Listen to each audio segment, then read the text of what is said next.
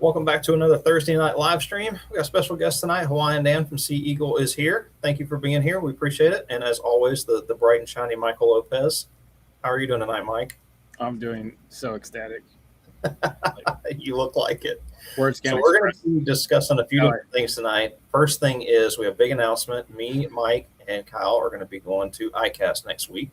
So we're going to be asking the viewers that are watching live here on YouTube, Instagram, and Facebook what you guys want us to go look at for y'all while we're at ICAST.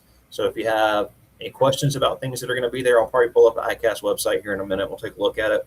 But if y'all have something specific that you want us to film or take pictures of while we're there, let us know, and we'll be checking the comments on this video. If you're watching this after the fact on YouTube later or on Facebook later, we'll be checking it before we leave to go to ICAST next week, so we can kind of get an idea of what we need to go look at for everyone. So we'll put together a big, overall video of everything we saw at ICAST. So that's the first topic that we're going to cover tonight. And we're also going to be talking about some inflatables. I got some questions for Dan here, since he is the Sea Eagle man.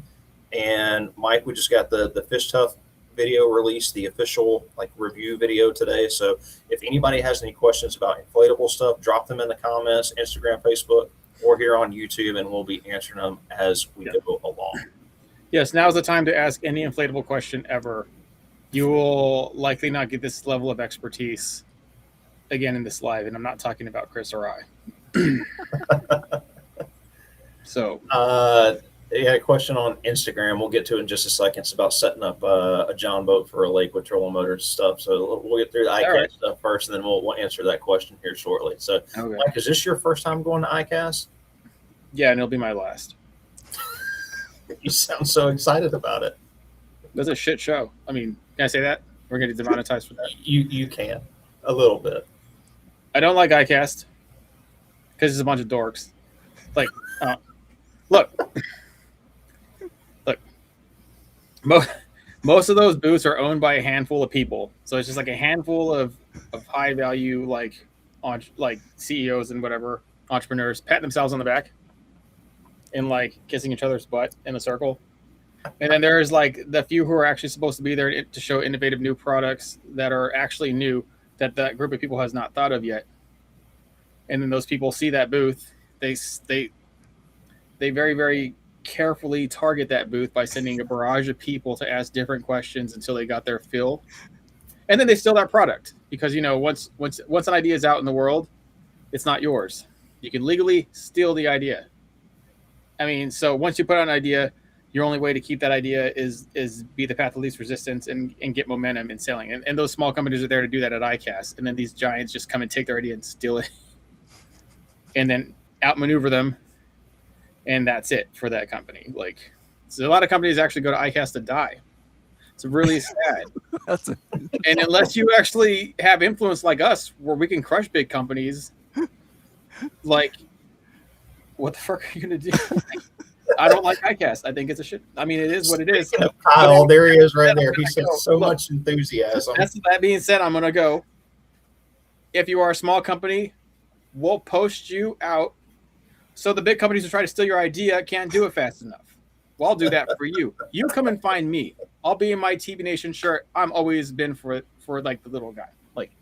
We are still in theoretically kind of small, right? We're not little, we're small. We're not big. On Instagram said you have a great take on ICAST, Mike. That's what it is. What are we supposed to do? What are they going to do? Sue me? Not let me go to freaking booth? I already paid for that crap. So let it happen. Let it happen. I'll make the best ICAST video ever. Whatever. All right. I'm already fired up. It's only been 5 seconds in live. Why you gotta ask me these questions, Chris? All right. What else we got? I was asking Dan if he's ever been to ICAST. I haven't been to ICAST. I might have been. It's been a while. But I've been to some trade shows, and he's pretty spot on. I mean, they go around and they're looking for new products, and they basically come in there and steal your ideas, or at least make an attempt to steal your ideas. Mm-hmm. But there are certain things you can make a good attempt to duplicate, but unless you really have experience on what you're trying to duplicate, it's just, you're going to fall short. Sea Eagle released a bunch of products. I think we did the travel canoe, did the razor light. and people tried to knock them off, and there are some knockoffs. But when you get in them, like if you look at them overall, you'll be like, oh yeah, that's pretty cool. That looks just like it, and it's a lot cheaper. But into one, if you were to get into a Sea Eagle next to that, you would clearly see the difference because the attention's in details, and that's where it really pays off. So they can try to knock us off, but it's going to be pretty tough. It's going to be pretty tough. Well, since Yeah. everyone's so curious about my thoughts on ICAST, I'll go ahead and share We're them. really now. are not. Like, let's be No honest, one has audience. asked Do you at really all. want to hear what Chris has to say? Be honest. Tell You're us the your only one that thoughts. matters. A 1 for yes, a 2 for no. Just spam the chat. 1, 2. The only reason I am looking forward to going is so that I can yell in person to the people that I normally yell at on the phone.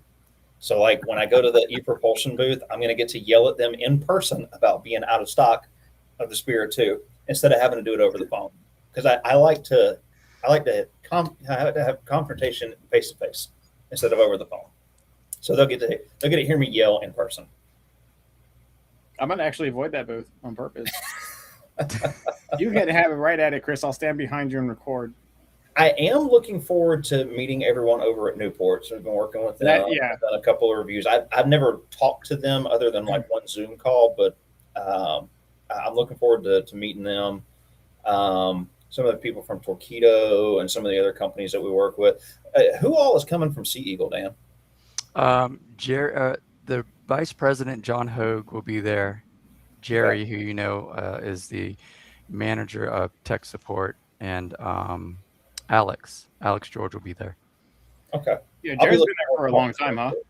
What's that? Jerry's been there for a long time, huh? Jerry has been there for a very long time. As a matter of fact, when I first started there years ago sweeping floors, he was my supervisor.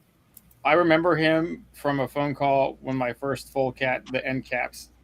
That's the big thing about that boat, the end caps. The end caps. They leak. Yeah, that's right. And mine had a complete blowout. And I remember sending him a video, and he was like, I just remember his voice when we talked to her. They warranted it. Yeah. So that was awesome. So, but I remember him. Repaired it. I remember talking to him again. I'm like, that's the same guy who warranted my full cat. Yeah. That's back in the day. So while we're on the subject of Sea Eagle stuff, Dan, why don't you introduce yourself to people who may not know you and tell us what you do over at Sea Eagle? Yeah, I go by Hawaiian Dan. I work for Sea Eagle, and I'm the only person that I know of that works there that literally worked their way up from sweeping the warehouse floor. Really? Yeah, I swept the warehouse floor. I think came in at like $9 an hour at a temp.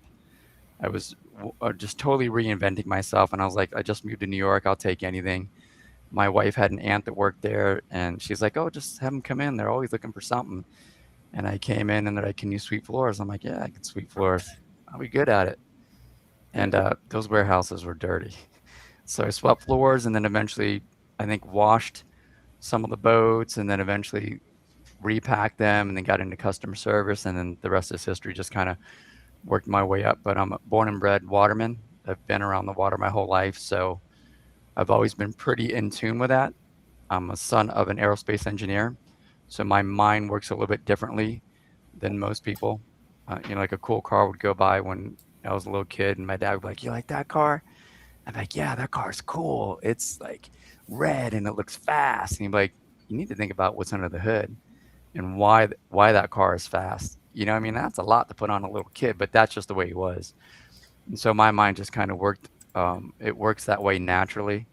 And I have a huge love for a passion for fishing, a passion for being on the water, and a passion for the people that are in it, like us three. And I think that's one of the cool things that you get to experience when you go to places like ICAST is just, people of the same flock, the ones that are genuine, not the ones that are just trying to knock products off in the big corporate companies. And I'm not saying they're all bad and they don't have people that work for them that are like us, but the cool part is to actually talk to people that are like us. And that's what I love about you guys over there at, TBN, is that like, it's the real deal. Like I could just sit there and watch and binge on videos if I didn't have anything else to do for days and weeks on end, because it's clearly evident that you guys are all in and you're doing it because you love it. You know what I mean? And that's why you're so good at it. I think you guys are like freakish savants. I mean, you're just really, really dialed in. You know Isn't a what I savant an mean? autistic person with a talent? What's that? Isn't a savant like an autistic person with a talent? Yeah, but they're like Okay, well, I mean that's pretty accurate. Okay, good. I yeah, just want to make yeah, sure. yeah, That's what Chris and I are. Yeah. Yeah. Luckily for us, we actually do enjoy it, because if we didn't, the work that we have to do to not only do the videos but all the stuff behind the scenes would burn us out. Oh, So I know 100%. Mike truly enjoys the fishing styles that he does. I truly enjoy being out on the water and the fishing that I do, and just being able to go out and be on boats and stuff. But if it wasn't for that, love of fishing and love of being on boats, all the other crap would burn us out so fast we wouldn't even want to do it. Yeah. But you apparently love that part of it too, though, because I think if people really knew how much it took to make a video solo, from the inception of it all the way through the final video that they're watching, it would just blow their minds. Like you're Well, talking Chris about and I don't camera like to edit. angles and editing and footage and Yeah. and you're trying to do what you love, and that's something that you're trying to capture. It's an incredible amount of work. You can't be good at it unless you like it. That's not true. I Really? hate editing. Yeah. 100%. Really? Yeah, my brain actually hurts from editing earlier. You see my face, so it's like floppy and puffy from editing. But it always looks like that. Oh, well, no, that's not true. It's got to be worse right now. I feel like, look. Anyways, I don't like editing, and neither does Chris, and Chris will tell you that. But No, neither and one of just well, we look at editing the same way the concrete billionaire loves concrete. He doesn't love concrete. He doesn't sleep in it in bed and give it kisses at night. He likes money. He has to make a living, Yeah, and so editing is our concrete. it really is. There's sometimes I don't mind it, Yeah. but there's a lot of times where I'm just like, oh my God, I gotta edit this stupid video. You turn into a potato. Yeah. Especially on like talking head style videos, like when you have to sit and listen to yourself talk. Yeah, for that's the biggest. 12 I hours at hate a those time, videos. Like Yeah. it'll mess with your brain. Yeah. It will I pretty absolutely much mess hate with your myself brain. after those. So Dan, you were talking about fishing earlier. What kind of fishing do you enjoy doing, and what have you done in the past? I will fish for anything. If you have a bathtub with fish in it, I'm in it. If you have an aquarium at your house, you better lock the doors because I'm gonna fish in it. I will Hey, fish for Chris, anything where are your and fish from? everything. So I think it just depends on where I'm located. I spent a lot of time in Florida, so it was freshwater fishing. And then when I moved up to New York, it was figuring out an entirely different fishery. Striped bass are really big up here. Blackfish or tautog and fluking, which I haven't really gotten into. I'm not sure that I'm really patient enough for that. I like seeing those topwater bites and those, where they come out of the water and everything blows up and it's dead quiet to like 200 miles an hour in a millisecond. So Yeah. fluking's a little bit different. They're kind of jigging it off the bottom and trying to get a bite, and then they get a hook, and then you're kind of reeling it up. You don't see the fish for a while. But I'll fish for anything. I do like to harvest the fish. So like if we are fishing for something that's edible, I really enjoy that. I think there's something about that, like being in tune and being able to hunt and to be successful, and then bleed it right, and harvest it right, and especially with fish up here. And that's one thing I learned about the Northeast. Like down south, this is my theory. The water is much warmer. It's much cleaner. And so like you could take like a porgy down there and eat a porgy and then come up to the Northeast and eat one. And I'd hate to say this to offend people, but I want to spit it out. But I find what happens is as you move further north, because the waters are colder, that the fish have more bloodline. And my theory is that they need that to survive. And down south, they don't need all that bloodline because it's already warm and the water's cleaner. So up here, the trick is to really bleed them well. I do like the ikijimi where I brain them and then spine them. And then I gut them right away, remove the gills right away to get as much blood out as possible. And then when I harvest the fillets, I make sure I cut as much bloodline out as possible. And then I'll dry it, almost like they do like a dry aged steak for about 3 days. and it'll blow your mind. Like you'll just be like, that's crazy. Hmm. If you compared one that's not treated like that to one that's treated like that, you'll never go back. Yeah. So you kind of are a lot like me. Like I prefer to fish for things that I want to eat, and that's really what I spend most of my time on. Is that Yeah, the you're fish that I hunting. am after is the fish that I want to eat. What about you, Mike? I do like to harvest like trout. For bass fishing, it's terribly unpopular to harvest them, and they also don't taste great. Yeah. So striper, they're okay. I do like to harvest some on occasion. They're kind of bony. Like it. I don't know. What about crappie A lot and of stuff work like to that? harvest them.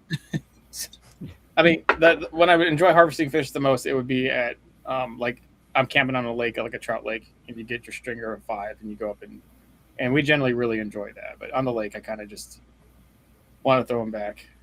I'm like, okay, I get a picture or I get video, and I like, thanks for making content with me, and I send it on its way. So So yeah.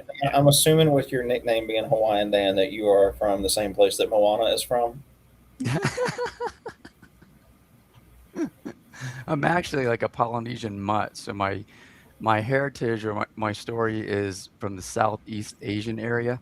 So really, if you go all the way back to the Genghis Khan period, the greatest conqueror of all time. So as he was conquering, one or two things happened: either you fled, you ran like heck, or you became conquered, and either you died or you became a part of that clan. And so it's basically divided into like the peaceful farmers and the ones that were the fighters. And the farmers just kept moving east as far as they could, and then southeast as far as they could, and then there was nowhere else to go but to take by sea. And that's what they did. So Polynesians are excellent sailors and wayfinders. And at the time, the theory is that the volcanic activity in Hawaii was still pretty active. And where you could see smoke, you knew that there was going to be some kind of land. And the story goes is that my mother's side, my dad's side was the conquerors, my mother's side were the farmers, and they were just trying to get it as far away from the war as they possibly could. And in their minds, if they could get to an island, it'd be pretty hard for somebody else to get to them. And that's really how I came about. But my parents moved to the mainland, and they originally moved to Illinois, which back in those days was a pretty easy Of place to all come in as an places to immigrant and work. go, Yeah, you'd be surprised. Yeah, you could get like a green card and citizenship pretty easy back then in that state. And that's where they ended up. And that's what it says in my birth certificate. And then that's my awesome. dad ended up working for the aerospace division in NASA. So we moved down to Florida where the Okay. space center was. And then life took me up here to New York. Mike, I saw in your video today, it looked like a pair of firefighters pants back there in the corner. Am I right on that, or was that something else? No, those are utility pants, like the DeWalt pants you get at Home Depot or something. Yeah, I thought it was one of those two. They're those like tradesman pants that had those knee pad like holders on the knees, so you don't have to wear knee pads; they're just in the pant. Yeah, they're built in. And so I use those exclusively for welding. You're always bending and stooping. They're miraculous. They're just I'm too ready for the great. comment section to ignite with all of the knee pad responses. Listen, I heard it, Mike's boy. story about like I'm not on OnlyFans or anything. right. Your story, Mike, is about fishing, right? You wanted to fish, and that's how you kind of got into this whole thing. Well, yeah. I mean, shore fishing is great, and then you see people with bass boats, and you just even wonder how they afford them. I essentially, yeah. And now in my wisdom, I think bass boats are really super overrated. But from the shore, they look like what you aspire to get one day, and then you see every patch pirate out there with a jersey and stickers, and you think they're about something, and you want to be that way. And I don't know. I just kind of wanted. Obviously, everybody kind of wants that.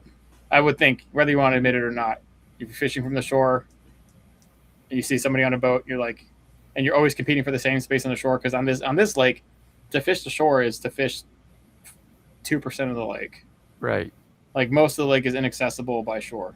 and the parts that are overflooded, oversaturated. And then I found out there was a hack after it came after actually modifying the Fold Cat. I don't know if it's video 2 or video 3. Eventually, YouTube threw in my algorithm back before an algorithm was a big thing in YouTube. It threw a John boat to bass boat conversion, and I just realized you could actually make one. You could actually just build one from scratch, and you didn't need to buy one. And that was it for me, because I was nowhere financially able to buy one, and even now where I could get one, it still don't make financial sense to get one like now. Right. It's pretty cool though what you guys have done with these little boats. What about you, Chris? What's your story? Like, how did you get into this? So I grew up fishing. My whole family's into fishing. I'm originally from South Louisiana. We moved up here to Georgia. Oh, there's great fishing and there. went from inshore fishing to freshwater fishing. I was a bass fisherman for most of my life. That's what my dad and my granddad did. And then when I got into, my early years in college, I decided to venture out from bass fishing and started trying a little bit of everything. And I have always had John boats or bateaus. It's just been like that since I was a kid. We always had at least one bass boat, and we always had one John boat or bateau. So I started doing YouTube actually with my other business, my hydro dipping business. Got involved with another YouTuber that was friends with Mike, and then I started doing John boat content and hydro dipping content at the same time. And then me and Mike became friends, and now, years later, here we are. And I kind of do a little bit of everything now. But when we're talking about, being from, South Pacific, that's my goal, is to eventually make it out there when I start sailing. So that's going to be our next kind of venture here on Tiny Boat Nation, is going to be doing sailing content, since nobody else wants to do it. And I've always been interested in it. I just never really had the means or the time to go do it. Now we have the time, and I'm like, all right, cool. This is a great opportunity for us to bring tiny boats full circle, because we got inflatables, we got John boats, we got small bass boats, we're doing fiberglass boats now, we've done kayak stuff, we've done hard body plastic boats, and we bring in sailboats, and we're just going to have everything kind of encompassed all in one channel. So it's going to be an exciting ride. Have you ever sailed before? There's something really cool and special about sailing. I have sailed, but I have not actually controlled the boat myself. I haven't captained a boat. I'm going to take a sailing class here soon, so I can get my feet wet, get my certification, and then I'll be getting into doing sailboat restoration here on YouTube, and then we'll move into me actually going on some trips. So starting with a small sailboat, I'm going to be limited to like the Keys. I may do a Gulf crossing. I'll probably be able to make it to the Bahamas, but eventually I want to move up to a little bit bigger boat so that I can do the whole Caribbean. That's one of my goals, and I want to do the South Pacific. I really don't care about anything from Mexico all the way out to the, what do you call it, Polynesian islands or whatever, but that's where I want to get out there so that I can go see all of that. Yeah, that's going to be cool. I think you should sail home too, back to Louisiana, if you launch out of the Keys. I thought about it. That'd be cool. I think it'd be cool to go from the Keys to Louisiana to Texas and then back across the Gulf. Yeah, that'd be really cool. There's some really great fishing out there too in the Gulf. And that's kind of the spin that we're going to go with the sailing content, is going to be, I'm not really looking at it as a sailboat. I'm looking at it as like an ocean RV to get me to all the places that I want to go fishing. And it's just a cool experience on the way there. Something that, cool. A lot of people wouldn't normally think about, but I'm going to have probably either a Fast Cat 12 or the Fish Tough or something instead of a dinghy. And I'm going to use that when I get to where I'm going to go fish for a couple of days and jump back in the sailboat and take off to where I'm going to next. Yeah, that's going to be cool. That's Sailing's pretty big. There's a huge following, and they're very loyal when it comes to sailing. Yeah. It's a different world. There's all these new terminologies, and there's all these different kinds of sailors, and like the way that they do their voyages and their purposes for doing their voyages are all different. So you just kind of, being in this industry, especially with electric outboards, I've learned a little bit over the years. So I kind of know who I'm talking to when I start talking to them, when they're telling me about what their plans are. But mine's just totally out there and different than anything I've ever seen. So it'll be exciting. Are you going to be ready for the modern day pirates? Oh, yeah. Oh, yeah.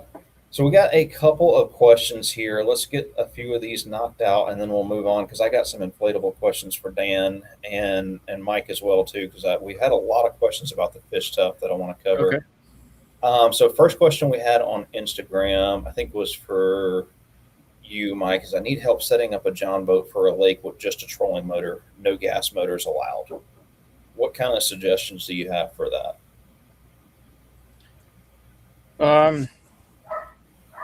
Like, would you get one on the back and one on the front? Like one on the back to get you to where you're going, and then a bow mount to actually use it for fishing? That would be the best way. Or you could just get a bow mount and a rudder if you only want one. No, it's probably vastly more comfortable to just till with a transit mount trolling motor. They're pretty cheap. Yeah, that's kind of the route I would go to. Put money into a GPS style bow mount for the front, or get 2 transit motors and get an auto boat head. And make the front a GPS. Just depends on what kind of boat you have, but it's pretty easy to do. Just get 200 amp hour lithiums, or one. You could just use one because you're not using both trolling motors. 100 amp hour should last. I'd probably separate them. At least have 2, so that way you got one to get you to where you're going and back, and then the other one to use while you're fishing. And well, they're so small now. I just get 200 amp hour minis or something. Yeah, you can do that. Another question from Instagram: how can I get the twist out of a John boat? I'm assuming you're talking about a whole twist. I've only done it once, and it wasn't a great success. It did help some, but it requires a ton of heat from oxyacetylene, and you got to cover a very, very wide swatch, and basically take 2 ratchet straps and tie them to something sturdy so that you can pull the boat back into shape. So you're basically just trying to take the back end and twist it this way, and the front end and twist it this way, so that you can get it somewhat straight again. It'll never be straight, but you can get it somewhat close. Have you ever done anything like that, Mike? No, and I don't actually know how he bent the boat. Yeah, that's what I was wondering. How did he twist it? Yeah, it sounds terrible. Did he cut out the transom and not put any brace before he did that? Because that's the only way I can think that you could twist of my channel. Or he cut out all the bench seats. Full send everywhere. Yeah, or he cut out all the bench seats and the boat started folding like a taco. Like, yeah, that happens for sure.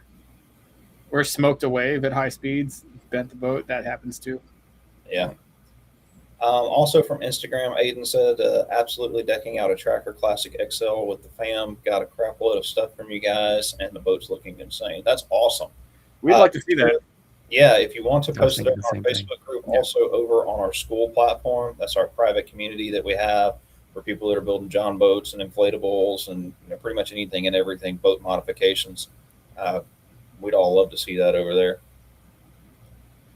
Let's see. We had a couple people comment while we were talking about fishing. We had a lot of bass fishermen watching, of course. Back over to, let's see here, YouTube. So Anthony's asking, what transom mount trolling motor shaft length should I get to eventually bow mount it, looking at the Fish Tough 14? I mean, are you gonna try to put an auto boat head on it, or just keep it like a standard flipped over, like standard head, like where you're just tilling from the front? Because in that case, I mean, a 30-inch transom would work. It'd be slammed all the way down, but it would work. I say the 40-pound trolling motor is all the Fish Tough needs. Is that a 42-inch shaft, or is that a 36? It's a 40-inch shaft. Maybe it's a 36. I don't know. I closed it. If you give me a second, I'll open a library and look through my crap here and find it. Okay. Well, here's one that Dan can answer. Anthony's also asking about the Shark 3 pump. Is that enough for the Fish Tough 14? Dude, yeah, all day.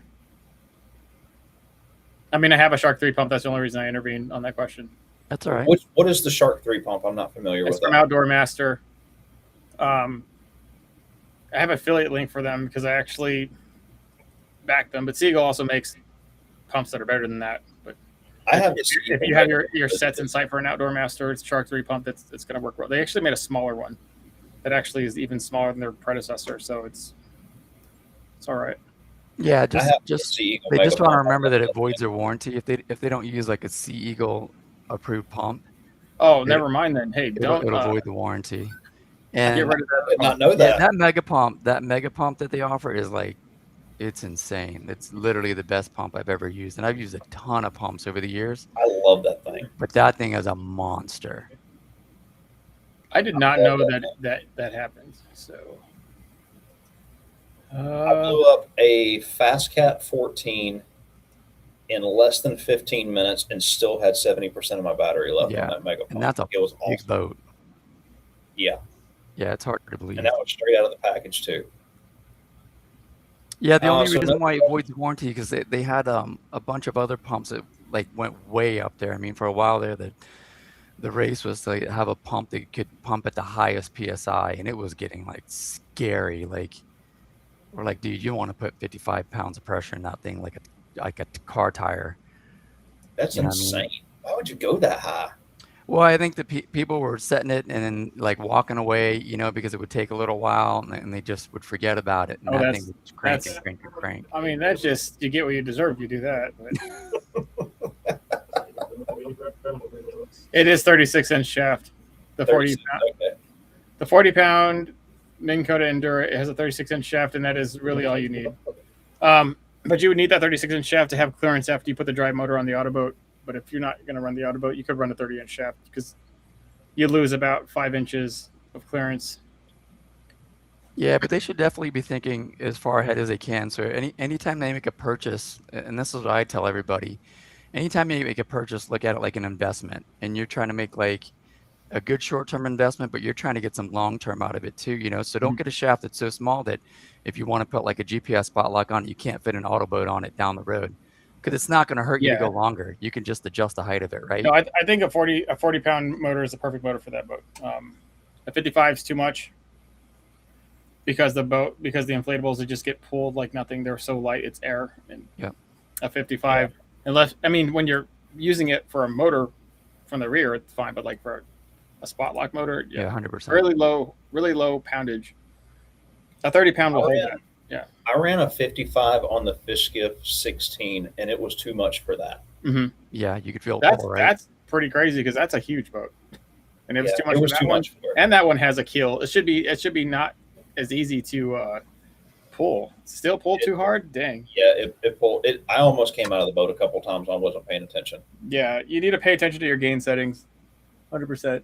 Yeah, and that's where that's where all that knowledge comes in, right? Because you would think that you would need more torque to pull a bigger boat, right? But with inflatables, if you think about it this way, as you increase the size of the inflatables, you increase the buoyancy on it. So it floats even better. It floats even higher. You know what I mean? And then you just have more boat that moves a lot easier. Mm. Yeah. So that's a good way to think of it. And just in my experience, like when I got the air skiff, the predecessor to the what is it, Fish Tough? Fish Tough. Yeah. That was my only experience in inflatables, and it does draft. I mean, it's got like 2-3 inch draft. It's not super deep, but it's in there. And then when I got the Fish Skiff and I put it in the water, I was like, there's no draft on this boat. It's just sitting on top of the water. It's like, I mean, this much. If that. Well, the floor is completely air. It's like it's double the size of a waterbed, dude. That thing is huge. Yeah, it's straight volume. Yeah. So when you got a high power trolling motor on there, you only had to go to speed 2 ever. That was like the most you ever needed to turn and do anything. Yeah, so, I believe it. The whole thing is more efficient. Yeah, because on the Fish Tough and the light skiff era, the tubes had to reach a certain amount of displacement before the floor caught. So there was 3 inches of draft, 2? Not very much. But yeah, I mean, but there's immediate displacement plus air resistance with the Fish Skiff. So it's starting to get confusing with all the names, but yeah. Yeah. The Fish Skiff's a pretty crazy boat. Actually, Dan here was firsthand in actually designing that boat. So, you have any questions about that boat? That was a conceptual design. That came from Florida, from down south. When I was down south, we would always fish the flats and, the intercoastals and just that really skinny water. And then when I got up here, I was like, I need that up here. I mean, because the bays and the tributaries up here are the same way. And not only that, but like people don't realize like how much hyper renaissance there is from like rigid hulls. Like, so if you hit like a metal boat or an aluminum boat if you hit it with a mallet and you hit like a plastic kayak, a poly kayak with it, and then you hit like an inflatable boat with it, you're gonna hear real quick there's a difference. Yeah. So that inflatable material kind of absorbs everything. It wants to absorb that sound, which when I first started fishing up here, I was learning to catch striped bass, and that this guy I ran into that caught like 1,000. His goal was to catch 1,000. He's like, "Oh man, I'm gonna try to catch 1,000 a season." And I was like, "Holy crap, that's a lot of fish." And then I was like, "Okay, I'm gonna try to catch 1,000." And I caught 1,000. And then the next year, I'm like, "All right, well, I'm gonna try to double that. Let's see if I can double that to 2,000." And then the year after that, I was like, "All right, I'm just gonna go for 3,000." And by the time I hit 3,000, I had so much tendonitis in my forearms. I was like, "Okay, that's it. There's no reason to go any higher than that. This is just getting A stupid." lot of But fish. when I took guys out, they were like, "Oh, we see how you're doing that." And it's because with an inflatable, they're so quiet. Like sometimes the fish will run into the boat. They won't know it's there in the middle of the night and smack, like just literally swim right into it. So I could sit in that pocket and just pick fish off all night. You know what I mean? And then once that pocket was disturbed too much, I'd move to the next pocket and then to the next pocket. And I just would run that circuit all night and just burn them out. So one of the questions I have for you, Dan, and this is a question that a customer actually asked me the other day. I'm going to pull this up so we can take a look at it here on the screen. But the question was the fish tuff and the paddle ski in pictures look very similar. They What do. is the differences between the two other than the paddle ski just being smaller? So the difference is the paddle ski has their inflatable floor is attached to the hull.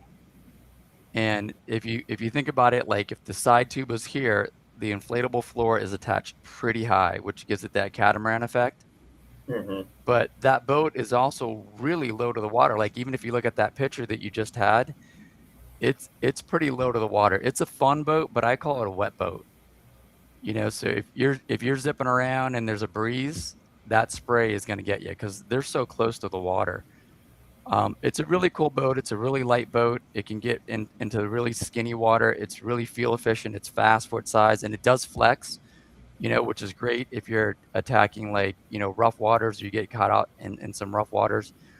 And the Fish Tough is in a league of its own. There's nothing like it on the market right now. And one of the problems that I always had with inflatables is space. Right, because the side chambers, when they're blown up, they Yeah. take up so much space, and then you just have this little itty bitty like sliver of space in the middle, and that's always a compromise in a fight because you're like, man, I need more space. I need room to move. I need room for my tackle. What if I want to bring somebody else?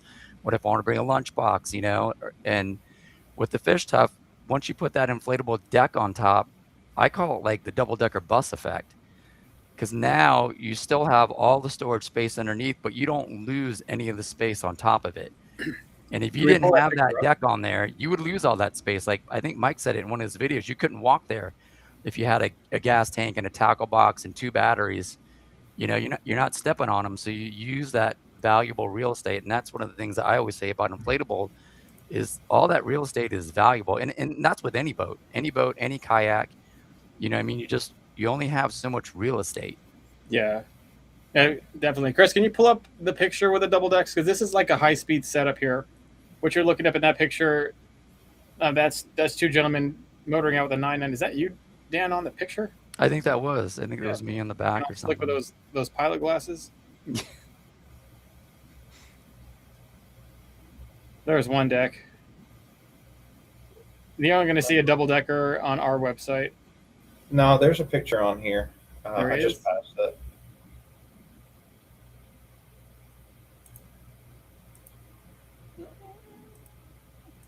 Well, there's the one. I mean, That is Dan. Look at him. I think I saw it there. Here it is, right here. Aloha, friends. I'm Hawaiian Dan from TalkFishTV.com. One of the ones where you hate hearing yourself talk. So there it is with the two. there you are, Dan. Yeah. So what people don't realize is like underneath those decks, I have so much gear. I think that rear deck, I think there's like a 3-gallon gas tank, 2 batteries, like 3 tackle boxes. I think my surf casting bag was back there. I mean, there's just a ton of stuff. And on the front one is a whole nother seat. Yeah. Here, pull it up on our site and get our pictures, Chris. Okay. No, Mike, get rid of that that- picture. I hate that picture. Why is that I'll picture let still on the there? picture up forever. I told- love that picture. I told the admin to get rid of that picture. That picture makes me so happy. I love this one too. Something I think wrong we with should you put it guys. in more places. There it is. And that actually is a hack because the prototype boat that sent me with the smaller tubes, which didn't work out, actually had a longer deck. And I stuck that longer deck up there. It's actually a did it? bigger deck than what Oh, you that's saw how on you Dan's hacked it. boat. Now, I will say, Mike, you did have some unhappy viewers today that were not satisfied with the fact that we don't have the double decks as a package option yet. And I tried to explain to them as nicely as I possibly could that it's coming, but that's what you demoed and that's what you Yeah, put in the that- videos. Just so I'll take people that can see hit. it. Who was supposed to know that they were gonna work that well? Like Cecil drafted up the picture and I was like, that looks like dog crap. I said the same thing. And then Same thing. that just shows you no matter how smart you think you are, like insight's 2020 sometimes. I mean, let's be honest, it didn't look great in his little 3D picture. I'm like, I don't know who's gonna buy that thing. But I mean, I'm here to support you guys, so I'll try it out. And then once you start getting on that thing, it weighs like literally nothing. Nothing. Even with a casting bar. You're talking about no weight added to the boat, like negligible weight added to the boat with each deck. Nothing. Like That's seriously, It doesn't hardly change anything. All it does is give you massive amounts of space to store stuff underneath because the clearance between the floor and the top tubes is like 12, 13 inches, whatever it is. And so you can stick a whole barrage of crap there, batteries, a gas tank, a tote full of gear, which is what I did underneath the back. And then it's comfortable because when you step on it, it's air. It's comfortable on your feet. When you sit on it, it's also comfortable because it's air. It's not hard. And you sit on the traction mat, it's even more. I think I don't know. It's a cool function wise. It's unbeatable. to getting one and playing with it and doing some mods. I got And then some you just ideas deflate them and put them in a bag with the rest of the boat. Whenever I made those aftermarket decks for the Light Skiff Era, I had to store those in another box somewhere or store those in a crate somewhere. You can't just. That was its own separate add-on package, right? Like that thing.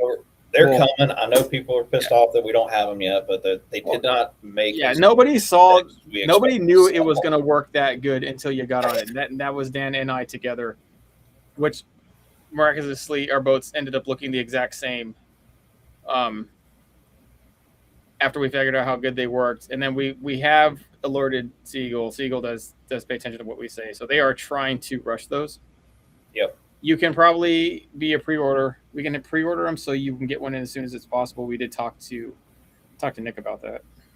Yeah, 100%. If you're able to pre-order them, if you offer that for the viewers that are watching that want it, like you better get it because I anticipate a sellout for sure. Like this is, and we anticipate once you. I hope they bring a double deck at ICAST. They didn't just bring one deck. I hope they smart enough.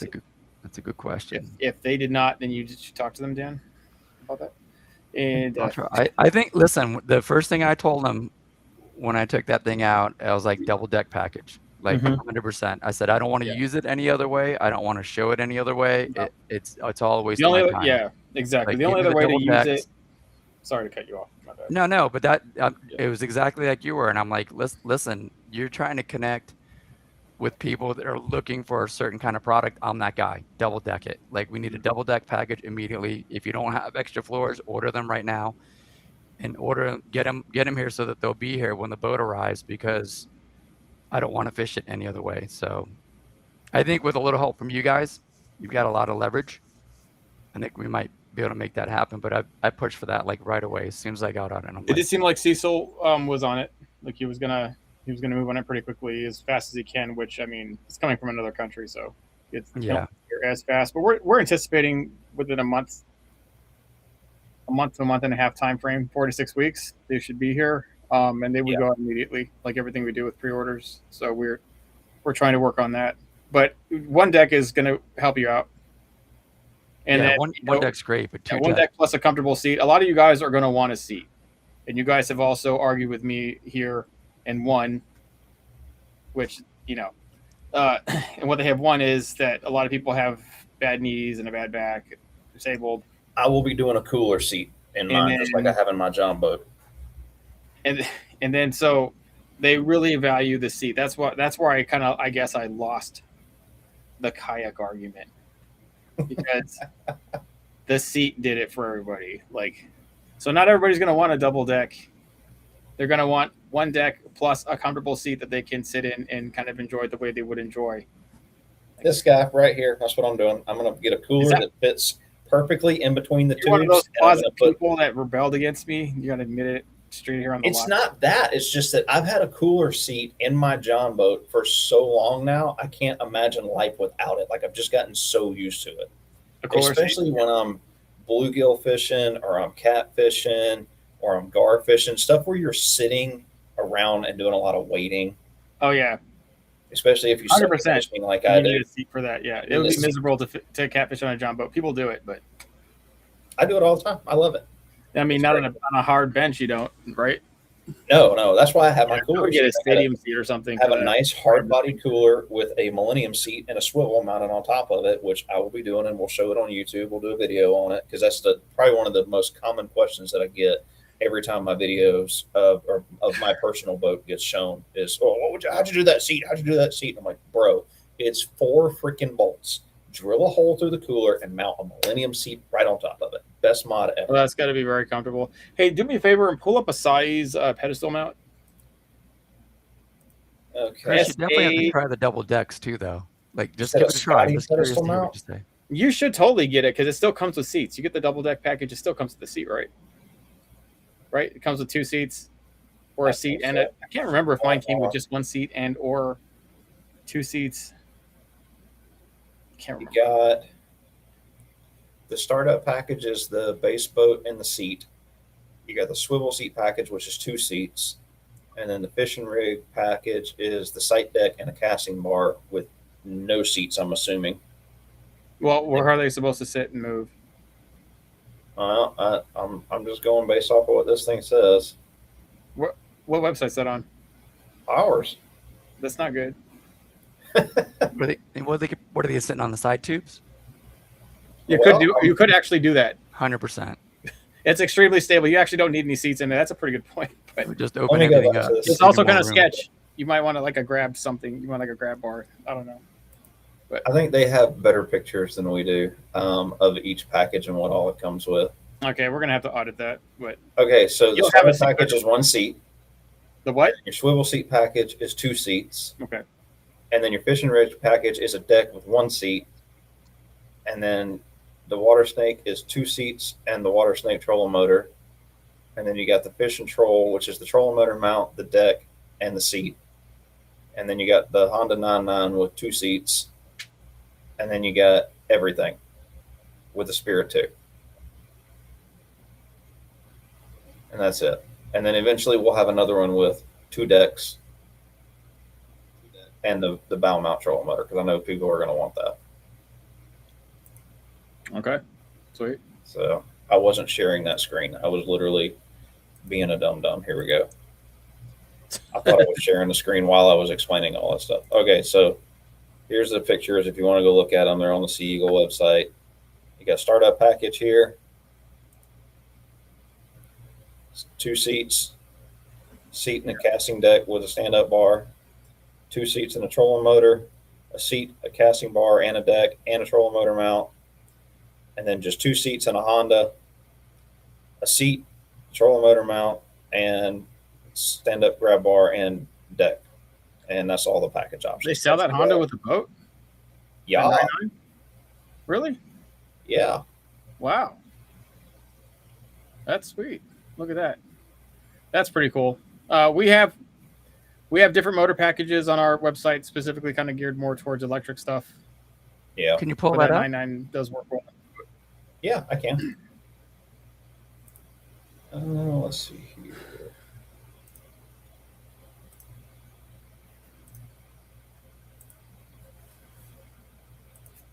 You talking about on our website?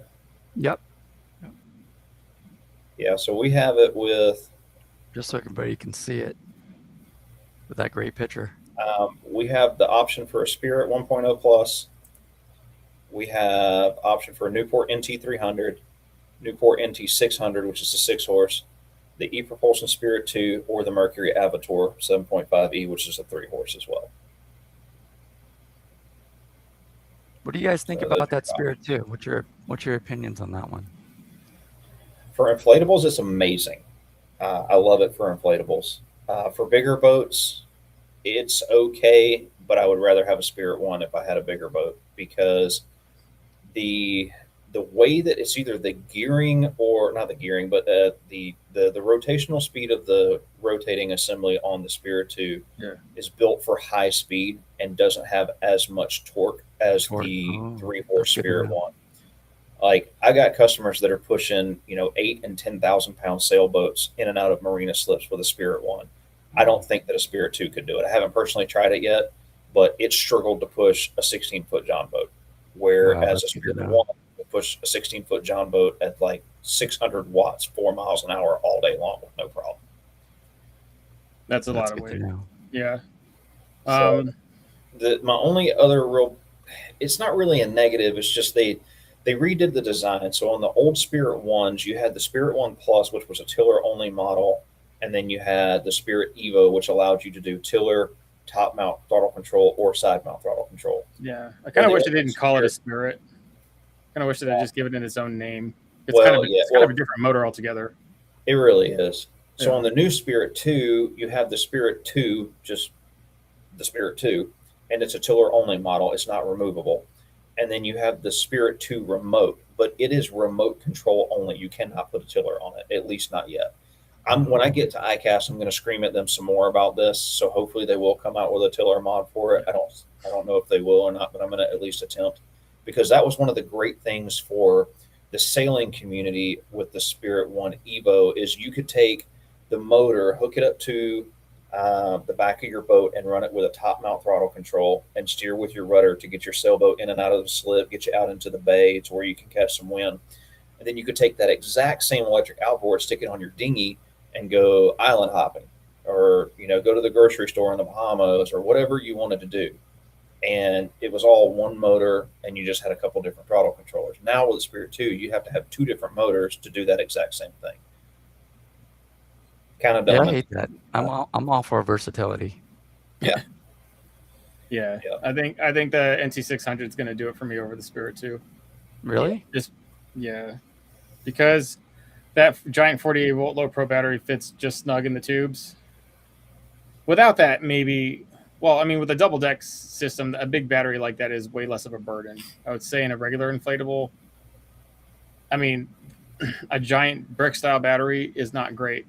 At 48 volts, it's heavy and it's big and it's, and you'd find problems with that in other micro skiffs. With fish stuff, you're going to find significantly less problems with it because of the deck storage. But with the low pro is specifically made for inflatables and kayaks, but specifically inflatables, fitting low profile. You could step on that. You could step on it if you wanted to, to get it out of the way. But it's just brief. It's the same style. It's the same briefcase style battery. Got rid of the brick, the traditional brick, which was needed for lead acid batteries because it was a tub of acid, right? Yeah. And then finally somebody got rid of that design once they realized, these are cells that can be formed anywhere. And then so now we got those low pro batteries, and it fits really well. Newport's secret to their success with their motors really is the batteries. Before that, I would say they were fast, right? Yeah, they turn more RPM. NT300 still, else. The NT300 is still the fastest in class. It beats all the other ones with 36 volts, and it's not a great look for that. But it doesn't have that fuselage style battery, so it needs a battery inside the boat. And if that's a turn off to people initially, but the low pro battery kind of it's such a not really in the way battery ever that it's not even an issue. And I don't know. I just hope that they eventually start working on remote steer models. That's the only thing that Newport's really lacking. We told them they missed out on that market, that they've thought of everything else but that. They really targeted the small boat realm. That was their main target. And I don't know what happened there. But we have told our marketing team to get on that, and that was about a year ago. Yeah. So I'm going to get back and answer a couple of these questions before it gets too late. So we got Tim was asking where did it go? He's in Arkansas. And he wants to know how far south he has to go to get tilapia. I know you can go pretty much anywhere in middle to South Florida and get them. I don't think they're in Georgia. I don't have no idea. I thought they were everywhere. Yeah, me too. No, they're not. They're in select ponds and they're like a more stagnant water. Yeah. I always see them out in this lake. It's in like the stagnant water that you're afraid to jump in because you'll get a brain-eating amoeba. That kind of water is what they're in. Jonah he's commenting back when we were talking about fishing. He said fresh mahi is the best. I will argue that and say that fresh speckled trout is better than fresh mahi. I think anything fresh, as long as it's harvested the right way, is going to be pretty darn good. I think most people that don't like fish is probably because they haven't had it harvested the right way. Yes. And, they've got that fishy bloodline, and that's what they're tasting. Yeah, huge difference. But I agree. Mahi's a good fish, 100%. Yeah, it's all right. They're pretty. I think they're cool fish. I think fastest growing fish in the ocean, if I remember correctly. Yes, they are. They are very fast growing. James, one of our school members, he was saying that I remember talking to him. He was stationed in Oahu for a while. And he said he missed a lot of good opportunities to have fish while he was stationed out there. To be able to fish or like eat the fish? Probably.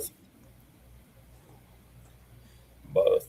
Tim said he really wanted to catch some fresh, clean, and process himself. Frozen tilapia is kind of oily and fishy. I'm not a huge tilapia fan. I think it just tastes like air. I don't think it's that great. I'm with you on that one. It's probably why it's popular. It's just a tasteless fish. Yep. It is. Kind of like whiting when that kind of fish, whatever, like Long John Silver used to sell. It's just kind of a universal tasteless fish. There's some of them like, whiting and cod. Speaking of that, dude, some Long John Silver sounds great. No, it doesn't. That sounds horrible. I'd rather have some fresh catfish fried up. Standards for fish. I'm out here in the desert. I get what I can get. All right. So InCourt said that the Fish Tub 14 looks awesome. Great to see these two companies collaborating on a fantastic product for fishermen. Yeah, hands up to both of y'all. Y'all did a great job working on the fish skip or the fish tub. I'm not involved in that process very much, but y'all did a really good job with it. I think you will be. I think that you're going to have to get one of these, Chris. I'm going to be doing all of the dumb stuff that nobody else wants to do. I'm going to run over one with my truck. I'm going to put a 20 horse on there. I'm going to run a bunch of 2-strokes. I'm going to put my longtail mud motor on one. I'm going to go do a bunch of. That's going to be cool with the mud motor. Yeah. Yeah, that's a great comment. I think that everybody just hold on to their seats because I think they're going to be in for a wild ride. This is just the beginning of things, and I think like TB Nation is just in a league of its own with knowledge and experience, and I think combining that and introducing that into inflatable is going to be sick. You're going to see things in the future. I mean, if I'm correct in my prediction, you're going to see things in the future that are just going to blow your mind. You're going to be like, that I do have ideas. Is not fathomable. I was going to go, I was going to even go farther with the light skip air, but then I ruined it. How did you ruin it? This is a moron. Just did things. So I made that tri-folding trailer because I thought I was slick, right? Yeah, that thing was cool. And so I made D-rings to hold it in place so it would have never touched the tires, and I got lazy and didn't do that. And during the transport from my campsite to the ramp, it shifted and the tire rubbed it, burned a hole through the HD rubber coating, and almost burned a hole through the denier on one side. And I got out and shifted it, and then it burned a hole through the other side. So I burned 2 holes, one in each tube. And not repairable? Probably repairable, but because I was jammed for time, what I did was clean it the best I could, and I gunked it with that glue, let it sit for 30 minutes, and I went back out to fish with it because that was my one last chance to go out there. And much Did it like hold up? Chris's experience, yeah, you saw some bubbles, but you still got to fish. And I just carried the hand pump, and one tube was worse than the other. But I think a few times I had to put the pump back onto it to make, because once it started to feel a little flexy, I just pumped the tubes back up and it was rigid again. So there was that. Plus, we ran out of them and we couldn't really continue them, which is why, we approached you guys with it, which is better because then the boat's better now. It's exactly what it needs to be. Yeah. I think people don't realize how much those boats. I mean, I'm bad with them. The customers will call and like, hey, how do I take care of the boat? And I'm like, okay, well, I'll tell you how you're supposed to take care of it. But I'm going to be honest with you, I'm probably the worst. Like, I beat the crap out of them. Like, some of them stay outside for years, and I just destroy them. Like, I'll drop striped bass on them, get fish blind, like, with the fish is sticking up, like, into the boat, and I'll just keep fishing. And sometimes, So I have a question on use. No, that's a great. Elaborate on that, Dan. Please tell me Yeah, how go you ahead. were able to fish on that boat with fish spikes, like 5 of them in your boat that you pull Yeah, out. yeah. No, listen, I think on average when I fish the fish skiff, by the end of the season, I probably have over 20 fish spline holes in it, like hands down. Like you just get so busy with time, trying to schedule time in the fish that I just don't have time to get around to fixing it. And the Thousand Denier has, like, I think Mike's mentioned before, it has like a nylon woven fabric in it. If you think of like fiberglass, Yes. and it's under tension the whole time. So it's not just like a balloon that you were to like a latex balloon and you hit it and it pops. It's actually under tension, what I mean? And that's where it gets a lot of its strength. And so anytime you get a puncture in it, it pulls itself closed. It's just trying to keep that thing closed the whole time. And as it loses air, there's less pressure pushing against that hole. So that hole gets even tighter and even tighter. And sometimes I can't get around to it. Like for the entire season, I'm like, listen, I'm not losing out on fishing. I can get out for an hour. I can get out for half an hour. I'll just top it off, every couple of weeks or once a month, as needed. But I literally, and then at the end of the season, I'm like, oh, I wonder how many holes I have in it.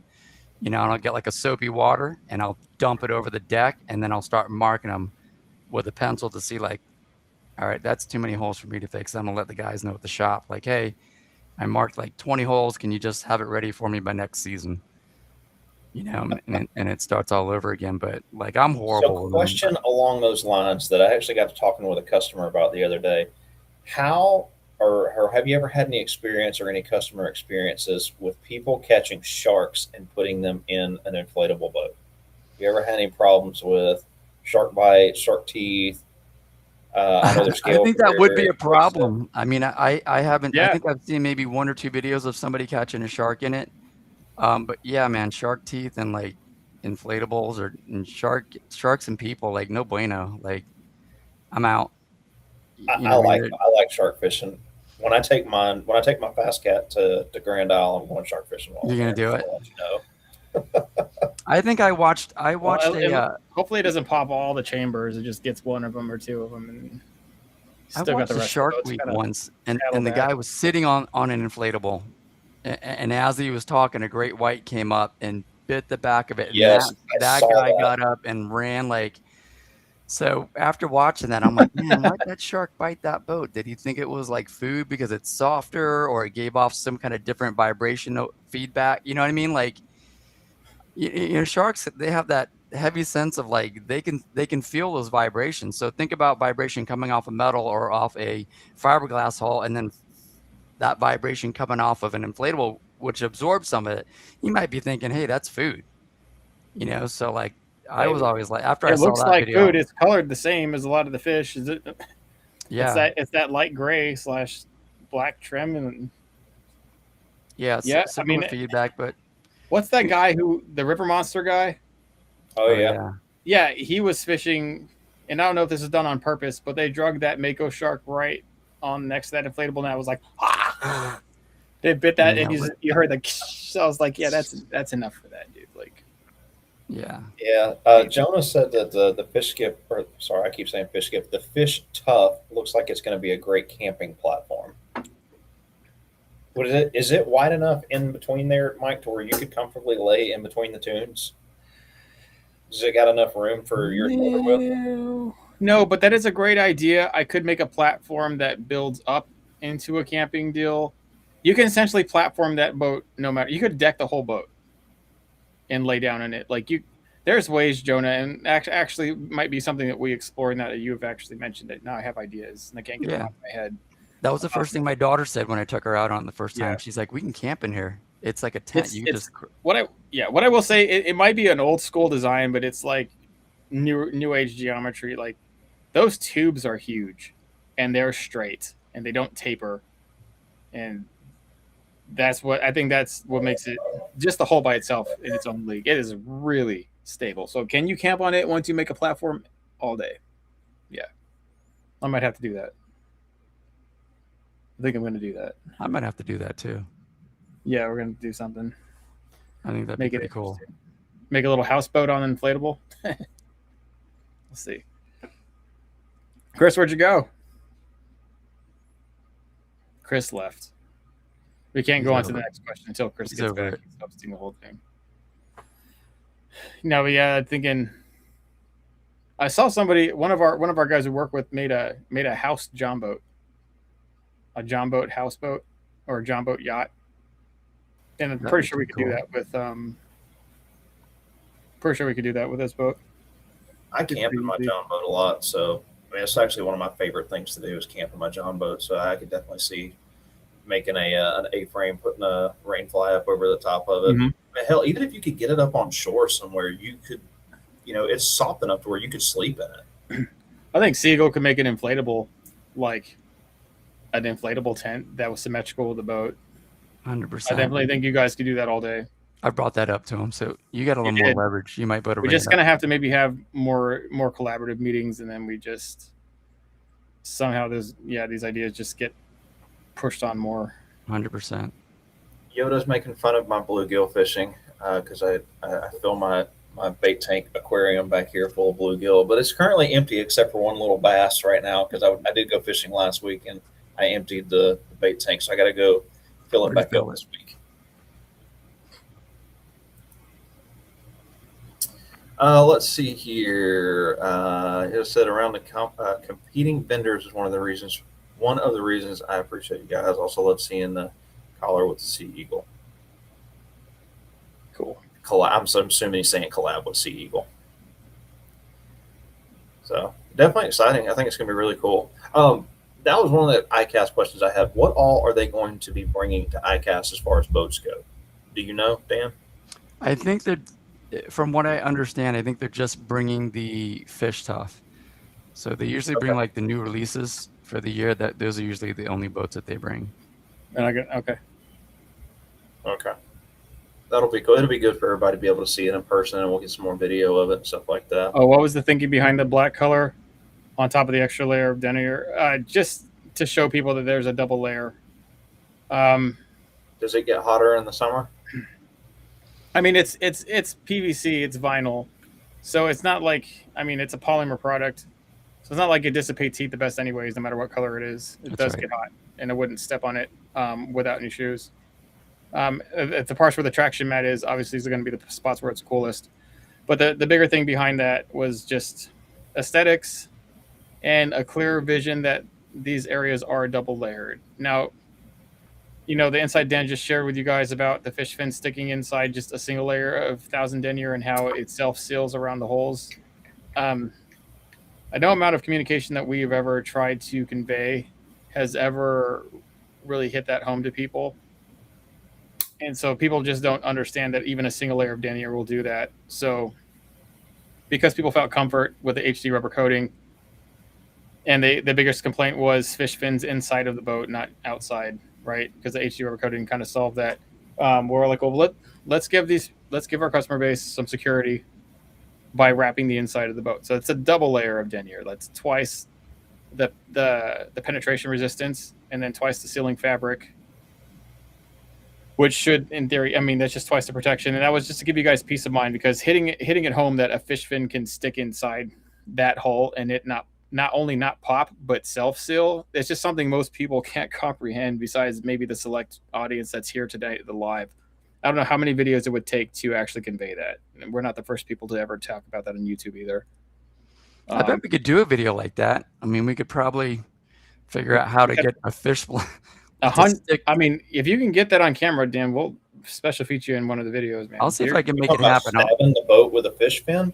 No, like, leaving it there. I'm talking about a fish, a striper, which has the worst fins ever. Chris, I don't know if you ever caught one. Like, it'll ruin your life.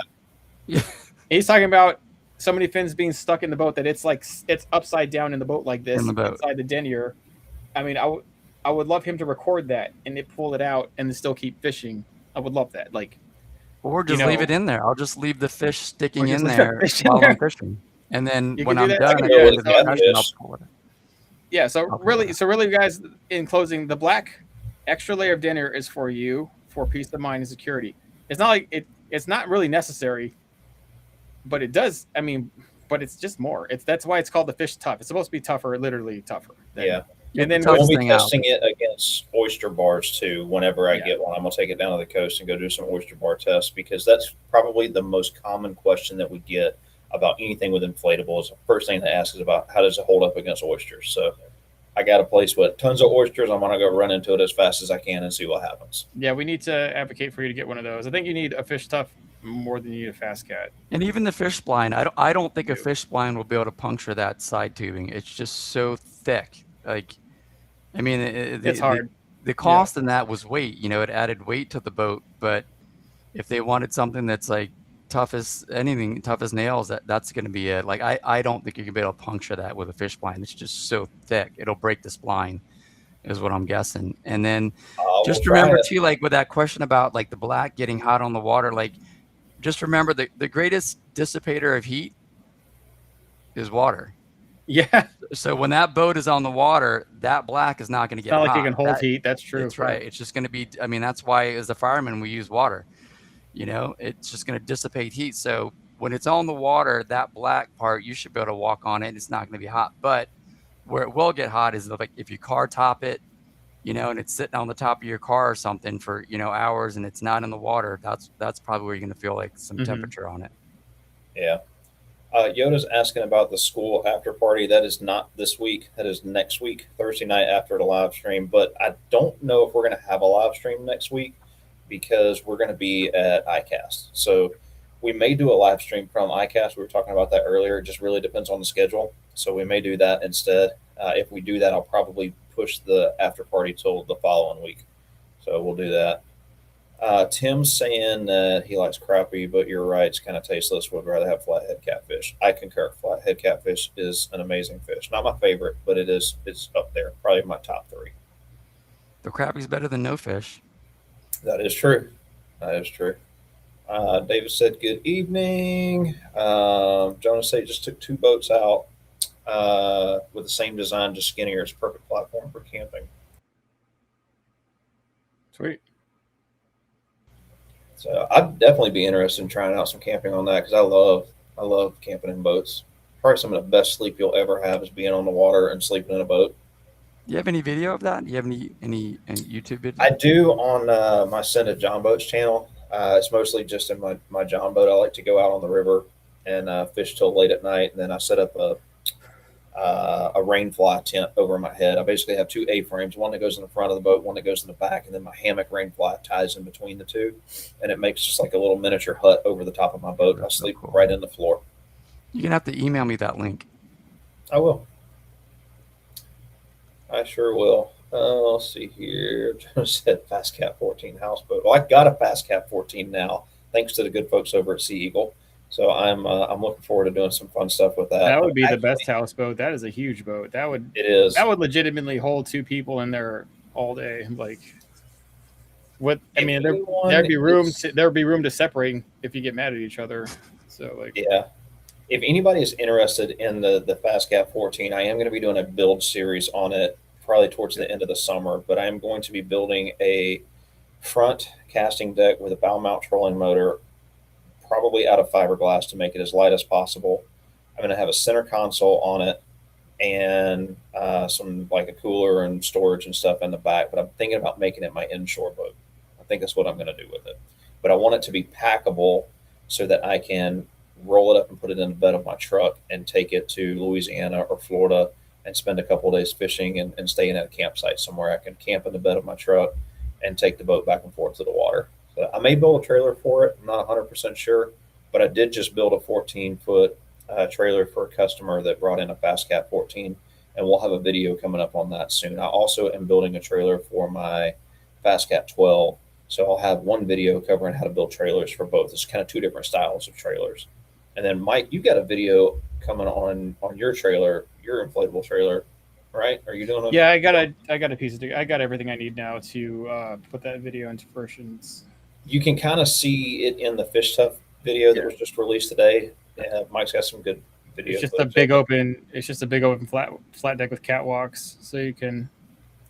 And it's completely top. Well, it's pretty cool. I thought it was going to be. It's supposed to be a universal boat deck, but it's obviously really very much for inflatables. Yeah, pretty good. Speaking of trailering, we got a question. I don't plan on using a trailer with a Fish Tough 14. How difficult will it be to set up each time? How does it compare to the setup for the Fish Gift 16? Well, I mean, the Fish Gift 16 is huge. I can't imagine that thing being great coming out of a truck bed. Probably similar time to blow up, right? I don't know that. Let's see. It's almost hard. It's kind of hard to compare. I would say like the Fish Gift 16. If you have it in the back of a truck, I mean, it's basically just rolled up and you're dragging it off the truck, unrolling it, and then inflating it. You know, so with that mega pump, it's going to be pretty fast. It'll probably be right around 15 minutes. You know, probably the same as the Fast Cat.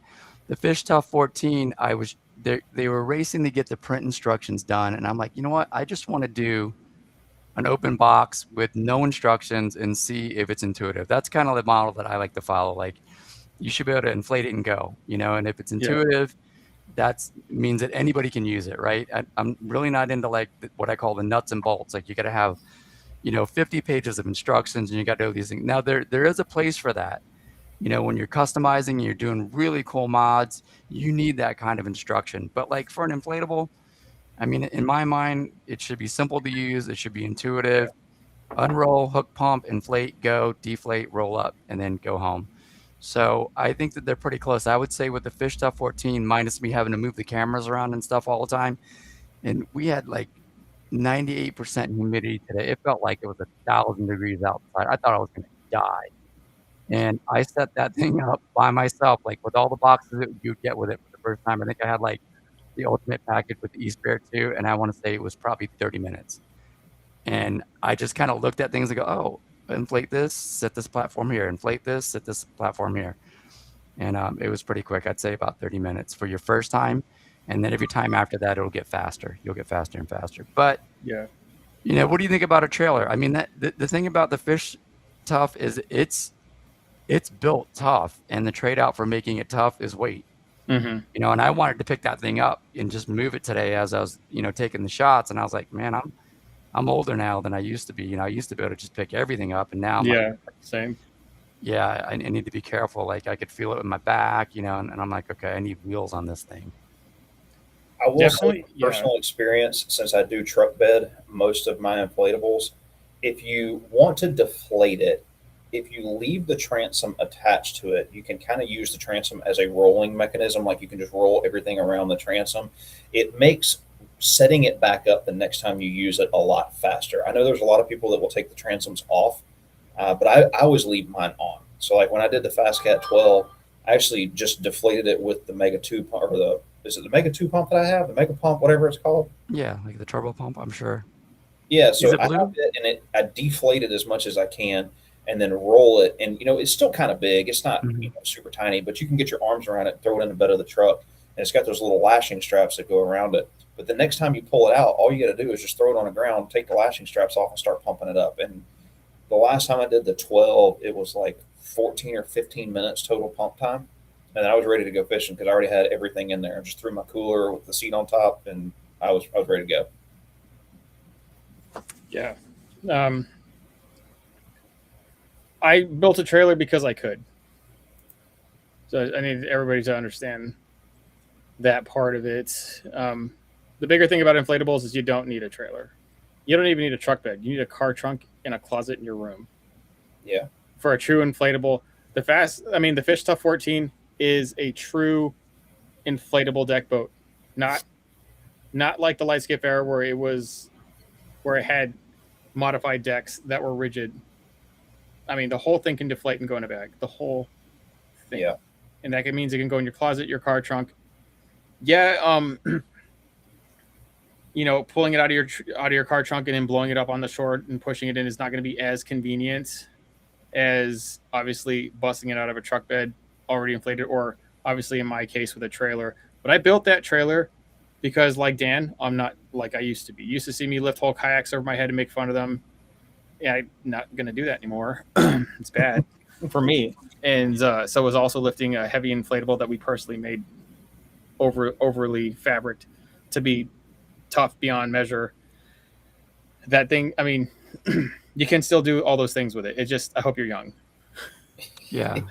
And there's benefits to the trail. I mean, now that I'm older and like my time's limited, like, so I have like sometimes it's like you've got an hour to get out there and hunt, and are you going to bring home food or not? So if you have a trailer, you can keep it fully 100%. rigged. Mine stays fully rigged with rods and everything, like all of it. Like I had a camera on the side of the house, like if anybody goes, but it literally ready to go like 24/7. I could go right now. I could be in the water in like 15 minutes. Yeah. Yeah. And the best way to run an inflatable that you're going to break down and build up every time is as simple as possible. Yeah. So even notice the kayaks guys with the kayaks, those guys, they're all about it's portable and you don't have to inflate them already on the water fishing by the time you're inflating your boat. All that stupid crap they say. Well, that's one delineation of the simple kayaks that aren't very stable and not great. But once you get to an actual stable flagship kayak, that's heavy. Yeah. Okay, that's just as heavy, if not more heavy than the built John boat. It's heavy. And then they accessorize it. And so that's why you see all those people with those high flagship kayaks like the Hobie Pro Angler and the Jacksons and I don't really know what their brands are. Who pays attention to them? But would you see them out there, right? They're on trailers, right? What are they on? Kayak trailers. And they're like crazy trailers with like built-up stanchions, stuff on top, rod tubes. They do that because the more you rig something to be really advanced with all that sonar, a trailer is nice to have. Yeah, 100%. Yeah, I'm not a hater. I would trailer that thing too if that was the platform that imprinted on me and I was somehow stuck in the delusion that was the best thing to use. I would use that trailer. Yeah. The more you add to it, the more the setup. Yeah, 100%. So Ibiota's asking, he said, do you think there's a world where the Fast Cat 14 and the Fish Tough could make like a weird baby for a slightly wider but possible stow space, or am I just drunk? No, I actually think that's an amazing idea. There you go. There's your next Sea Eagle boat. I think we're already on it. We're already in Fast conceptual. Tough 16. Slightly wider, but more possible. Well, yeah, but then that comes to the point where you could get the Fast Cat 14 is such a big boat, it's no longer truck beddable. So if you don't care about that, then yeah. But I mean, I don't know. There could be other cool boats like. I think I think the Fish Skiff could be honestly a 12-foot platform with like trendier colors and not that OD green. And that would be have your people contact my people. I will help you with a Fast Tough 13 and a half. Tough. That's hilarious. Oh, that's yeah, I think it's great that they're commenting with those comments because it shows that I mean, similar to Mike and my mind and Chris too, like we're on that same page. I mean, birds of a feather flock together. So the thoughts that you guys are expressing, they're in there. But like Mike says, once you let that out of the bag, it's no longer yours. Like, and anybody can take it. So it's just a race. Yeah. It's a race. So we have an incredible amount of ideas. This is just the beginning stages. Influence helps stop that a lot. What's that? Like, influence helps stop that theft a lot. Like the bigger companies that can move around those smaller companies, if those companies have an influencer right that has a massive audience, it's really hard to steamroll those companies. A lot of the people who have in our affiliate network goes and advocates for smaller companies. So they do good. If I go there, that's what I'll be doing. I mean, what's that? If advocating for like some smaller companies and letting them know that this was their idea before, Oh yeah, 100%. I think it, like in our situation with at least where I envision us going with these inflatable boats, Yeah. like the proof is in the pudding, is all I can say. Like when, Yeah. you know what I mean, when Tiny Boat Nation comes out with the next inflatable design, and if there's another collaboration with Sea Eagle, you're going to see it. And then you're going to see what other people put on the market. And either they're going to be chasing that wave, or they're going to be innovative and trying to lead that wave and come up with new things. And I don't think there's any other. I think it takes a unique amount of talent to do that. And I know a lot of people in the inflatable boat industry, and I just don't see anybody else with that kind of talent. And Yeah. that's just being completely honest. We're starting to get some comments about this merger between the Fish Tough and the Fast Cat. We may be onto something. Can we get a turret mount on the front? That would be so cool. Yeah, I don't know. Turret mount, bow fishing lights. The Fast Cat 12 is not much wider than the Fish Tough. Like, what would happen there? I mean, the Fast Cat 12 is like a giant paddleboard. It's like a giant I think with that, which is cool. Don't take that. I think it's good, but that is what it is. Like, I think maybe why what you they're want to. The 14 I could get. The 14 is monstrous, 6 foot wide. I get why you want a wider inflatable. That It's a amazing. wider Fish Tough that's 6 foot wide, but it would be so heavy. I don't think so. I think this question is about a merger between the Fish Tough and the Fast Cat. And I could be wrong, but what I'm guessing is a version of the Fast Cat that is more fisherman friendly. So the Fast Cat platform is not fisherman friendly. I kind of anticipate It that. But is. You just have to modify it to be fishable, which is what I'm going to do with. Oh, so that means it's not. It. I didn't say that could right it be now, because it could be right, but it's just not. It's not can OEM. be, and there's nothing wrong with the way that it is, but it's just an open platform boat. Right. Like there's just nothing there. You would have to make your own storage if you don't really need a deck in it, but that's the only way you're going to be able to add storage is to put a deck on top of it so you have something to cover it. But even then, you're still limited on the amount of storage space you have because the distance from the floor of the Fast Cat up to the top of the catamaran is very, very short. So you kind of need to go back further with the deck space to gain any real storage area. But as far as like stability wise goes, and I think, like, not to say anything negative about the Fish Tough because it's from what I've seen, it looks like it's going to be a great platform for modifications. But with the Fast Cat being bigger and wider and more open, I think you have more opportunities for doing kind of whatever you want with the Fast Cat. With the Fish Tough, as you're going to see when I start to modify mine and Mike starts to modify his, there's going to be kind of a trend between the two of us when we do this without even ever having talking about it. There's only so much you can do with the way that it's set up. And I think the Fast Cat offers the ability to do really whatever you want it to. And with the additional stability, I would fit, I'm not a very stable person as it is, but I could see myself standing on top of a Yeti cooler on the front of a Fast Cat, either a 12 or a 14, and feeling completely comfortable.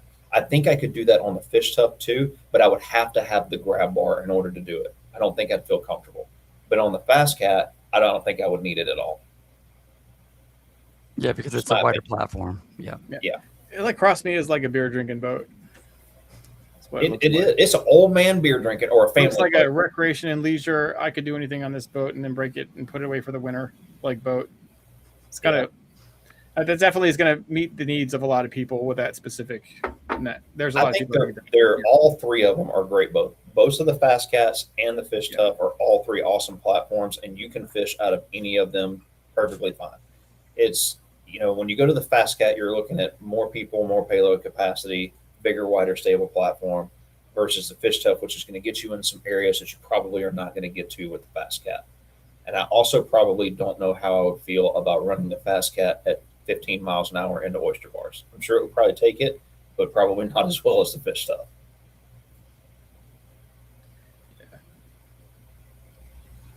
All right. So we got Sea Eagle tactical boat. Yeah, we got all kind of suggestions here. That's the Fish Skip is the Fish Tough over the Fast Cat.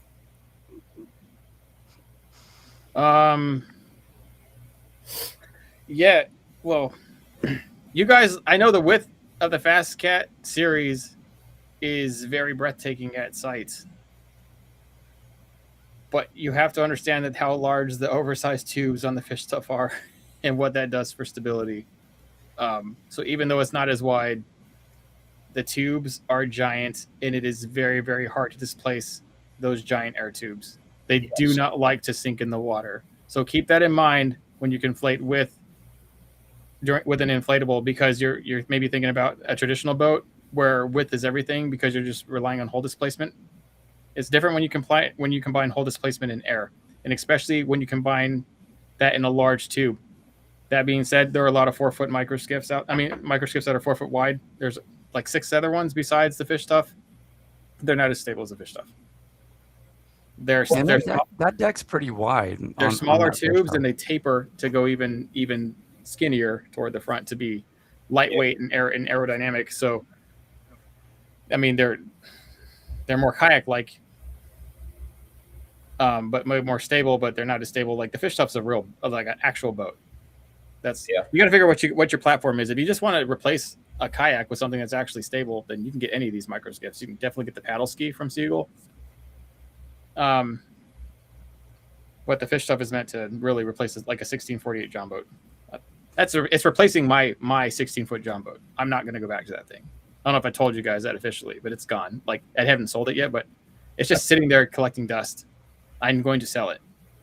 Dan, I got a question for you. This is kind of personal. What is your favorite Sea Eagle inflatable boat?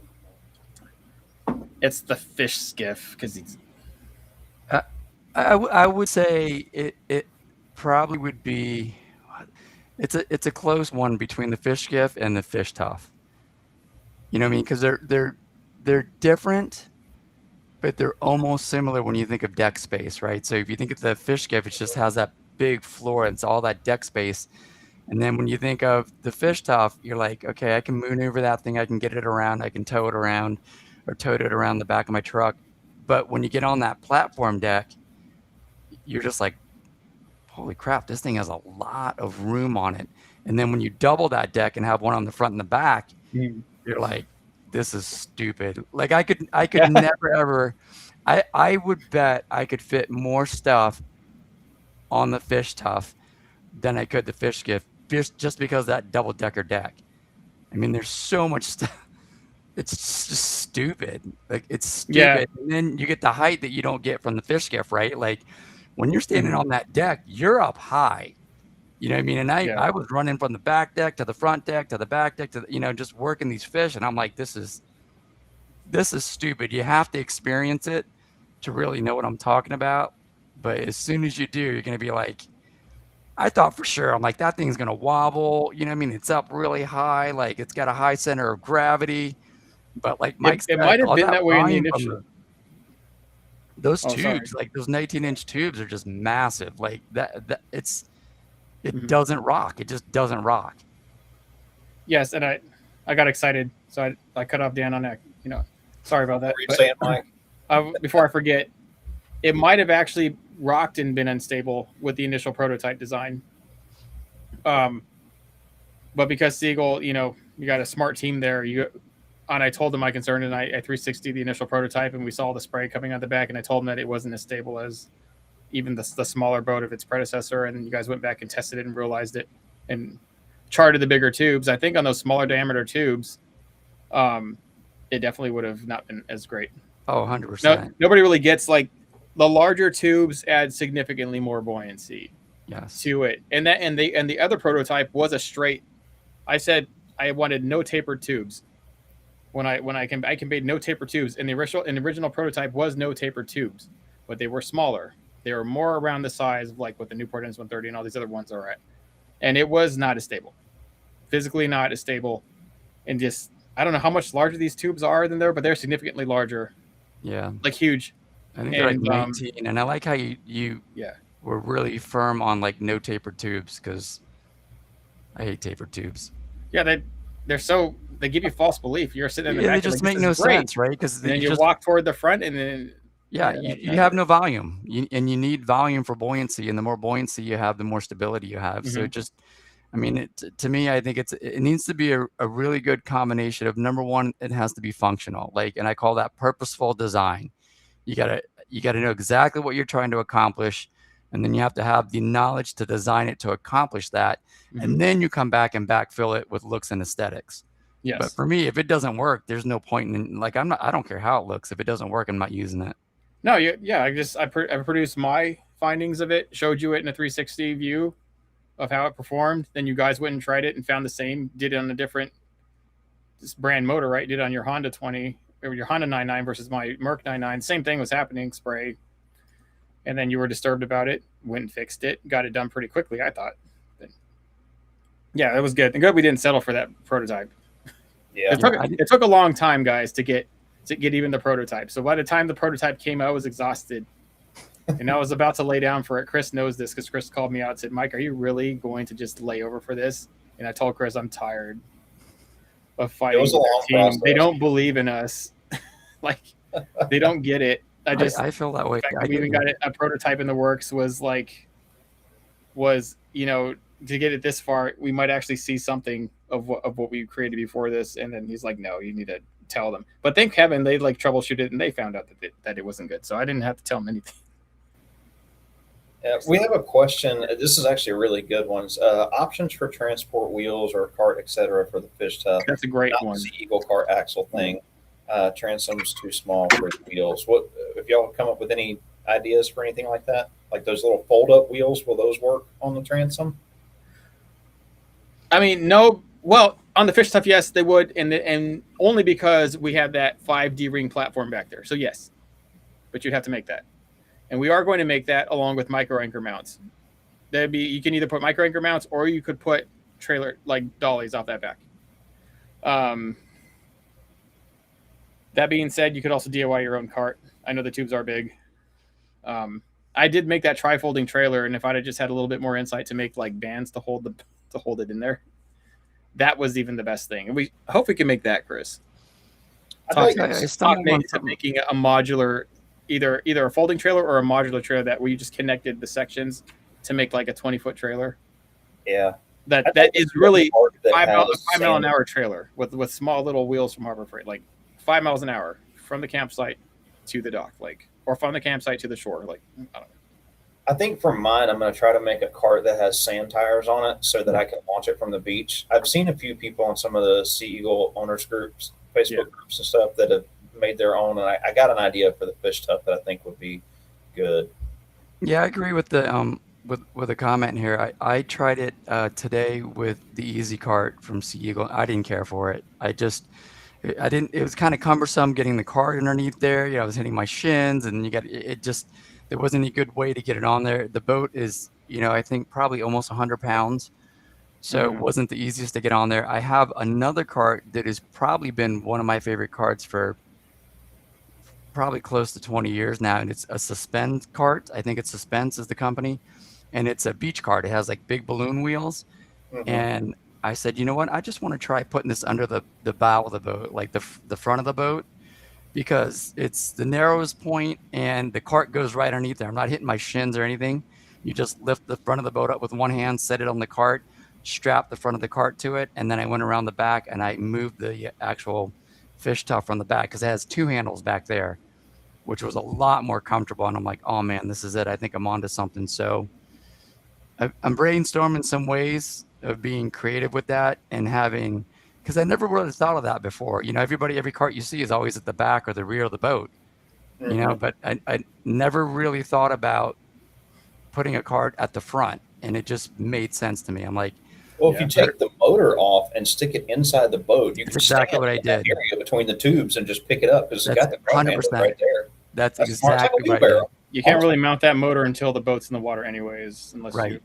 I mean, and then you have to tilt it up, and then you can't grab the back anyway. So you have to actually drag the back in the water. It actually makes more sense to do it from the front.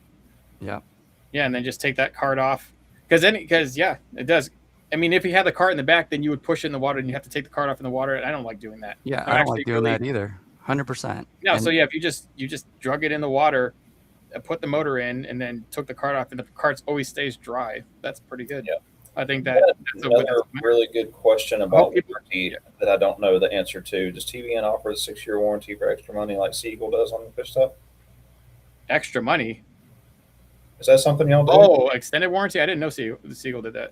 Yeah, guys do that's that? you only see that at checkout, but there's two things that I always tell everybody to get. I said it's worth their weight in gold. An electric pump, because I think Mike even mentioned on his video, you don't want to get exhausted before you even get on the water. And you're trying to get on the water and be efficient. You want to spend time on the water and have fun.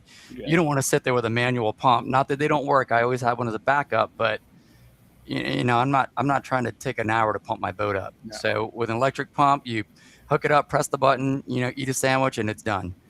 And the other thing I always tell them about is that 3-year warranty extension. It's the boats come with a complimentary 3-year warranty, but you can extend it for another 3 years for $99. And I said, listen, that's cheaper than my car insurance for a month, and you're getting 3 years out of it. You know what I mean? Yeah. So That's very good. it's very good. I will talk to our Yep. people and see if we can offer that as well. I got that on my priority list Well- because I did not know that was a thing. No, we will offer it because obviously got we're leverage. representing Siegel. Siegel offers it. We just have to actually put it on our website. Well, tomorrow it'll be up. Yep. It has to be, yeah.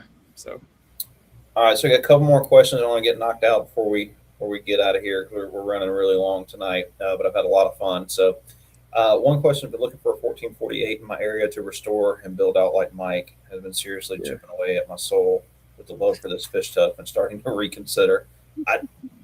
I like the fish tuff. I think it's a cool looking boat. I can't wait to get it out on the water. an inflatable is a forever boat for me. Like I've built them all from the smallest little plastic piece of crap, like to like a $200,000 like super tune.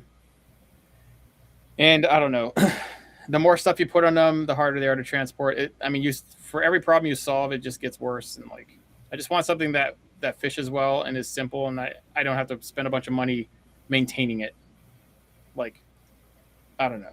Well, and I think you mentioned it before too. Like there's different boats for different worse boats. and worse. Yeah. So I mean, Yep. You know what I mean? But there's pros and cons to everything. But like, and I was the same way too. Like when I first started to work for when I was sweeping the floors, they were like, "Hey, what do you think about inflatables?" And I was like, "No way! Like these pull toys. What if they pop? What if this happens? What if that happens?" And now that I've been there for a while and used just about everything, I'm like, listen, it would be hard for me to revert back to a rigid hull boat just because there's so many benefits to inflatables. That's not to say that they're perfect, but the pros for me outweigh the cons. They're easy to launch. They're lighter to launch. When you go to rack one on a trailer, I don't have a weight of a fiberglass boat that I used to have or a metal boat I mean, they float on top of the water. They literally float onto the trailer. I'm in and out of that. When I launch, if I have it on a trailer, I'm probably in and out of there in less than 5 minutes. And these guys are with the big boats and they're like, "Oh man, that looks so easy." I'm like, "Oh, it's just a different boat. It's just lighter. It's quieter on the water. It's efficient on the water." When I had those rigid hull boats, I was like, man, now that I think about it, they're really a single chamber boat. Like, you ever watch a fiberglass boat get a hole in it? It's gone, like in seconds. What I mean? At the minute that boat stops moving in the water, it sinks. Right. It's done.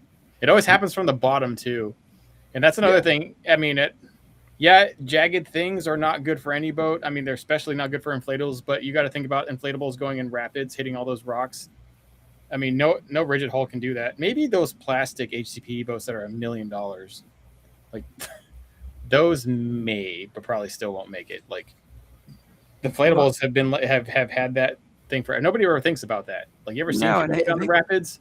Yeah, terrifying. I'm never going to do the rapids. And think about like the military, like the SEALs. They all use like inflatable boats. Like any kind of 100%. Emergency safety personnel, police, fire department. They all have inflatable boats. Jacuda Stowe used an inflatable boat. You know what I mean? Like, people are like, "Oh, these inflatable boats are not really like." Dude, they've been around for so long and used in situations that would just blow your mind. Like, like military ops. Like, think about it. Flood rescue, fire departments, it's just everything. In the wintertime, when the waters freeze over, you'll see them pushing an inflatable boat out there because if that ice cracks, they're safe. You know what I mean? So it really blows your mind. I think there's just a lot of misconception. And I was like that too when I first started working here. I'm like, there ain't no way. You're not changing my mind. And the proof's in the pudding. Yeah, our bigger thing is to shift it away from everybody thinking it'll pop like a balloon. That's my big mission which is only going to be compiled because most of my personal content is going to shift to inflatables, and then I have a few John boats left in the pile because I still got some unfinished business with them. It's like 3 of them, and then it's off to pontoon boats and inflatables. That's really kind of the lifestyle, the life where I'm at. I'm no longer 25 or 30, and I have different, in this part of my life, I have changed. I had a question from Instagram that I wanted to cover. So Charlie was asking, is there any chance the smart heads from Autoboat will ship before October? Possibly, but I wouldn't count on it. It's just the problem with it. The latest order we got is a minimum 90-day lead time before they're even ready to be shipped. And getting them into the country the last 2 times has been an absolute nightmare. And it's not on the U.S. side. It's on the Brazilian side. Getting them from Brazil to the U.S. has been a really big headache. Yes, so when you start to appreciate what a first world country does for you in terms of actual we're trying to under promise and over deliver in this situation. I can hope that they will be here before October, but I can't make any guarantees. That's why we push the delivery date out till October, just so we're on the safe side. If they come in early, we'll ship them out as soon as they come in. I mean, you can ask me, Ryan, Skylar, Kyle, everybody that's been involved with Autoboat up to this point. The day that they show up, we will work 20 to 26 hours in one day, packing them all and getting them out the door. We do not hold on to them for any period of time. The last time they came in, it was on a Thursday morning at like 10 o'clock in the morning. We stayed all day long and all night to get them out the door because we don't want to sit on them. I know everybody's waiting on them. So if they come early, they come early, but no guarantees on that. Dan, I have one question I wanted to ask you before we get out of here. And before I do, thank you so much for coming on tonight. You've been a wealth of information, and I hope definitely come back at some point and talk to us some more. Maybe once I've had the opportunity to play around with the fish tuff some more and get my my fast cat out there and play with it some more. But one of the questions I wanted to ask you is like if you were talking to somebody who was new into inflatables, they'd never owned one before, and they were thinking about buying one, what's the best piece of advice that you would give them before they purchased one? This is what I tell all the customers. I say the best thing that you can do is start a list and write down all the things that you are looking for in whichever hull you want to buy. And then try to find a company in a hull that matches that list as close as possible. You're probably gonna have to compromise on a few things. So come up with a list of things that you want. Do you want a platform? Do you want storage room? Do you want to take 2 people? Do you want to do 1 person? You want to go camping? Do I need a trailer? Do I not need a trailer? Do I have a truck? Do I have a minivan? Do I have a little car? You know what I mean? Like list everything that you want, like a dream list of what you want from an inflatable or any hull for that matter. And then look for a hull that fills that list because that's when you're going to be the most happy. And then research the company that you're going to be buying from. I can tell you, like Tiny Boat Nation, like, listen, I bet my life on this company and these guys. The team here is second to none. Very much like Sea Eagle, like cut of the same cloth. Sea Eagle's been in business for 55, 65 years, so like we're not going anywhere. And Tiny Boat Nation is not going anywhere. And these guys are passionate about what they do. And you're getting it. That's one of the things I like about Mike. He's a little rough, but he's honest. You know what I mean? He's a straight shooter. And whether you like it or not, he's going to give you his opinion. And I'm the same way.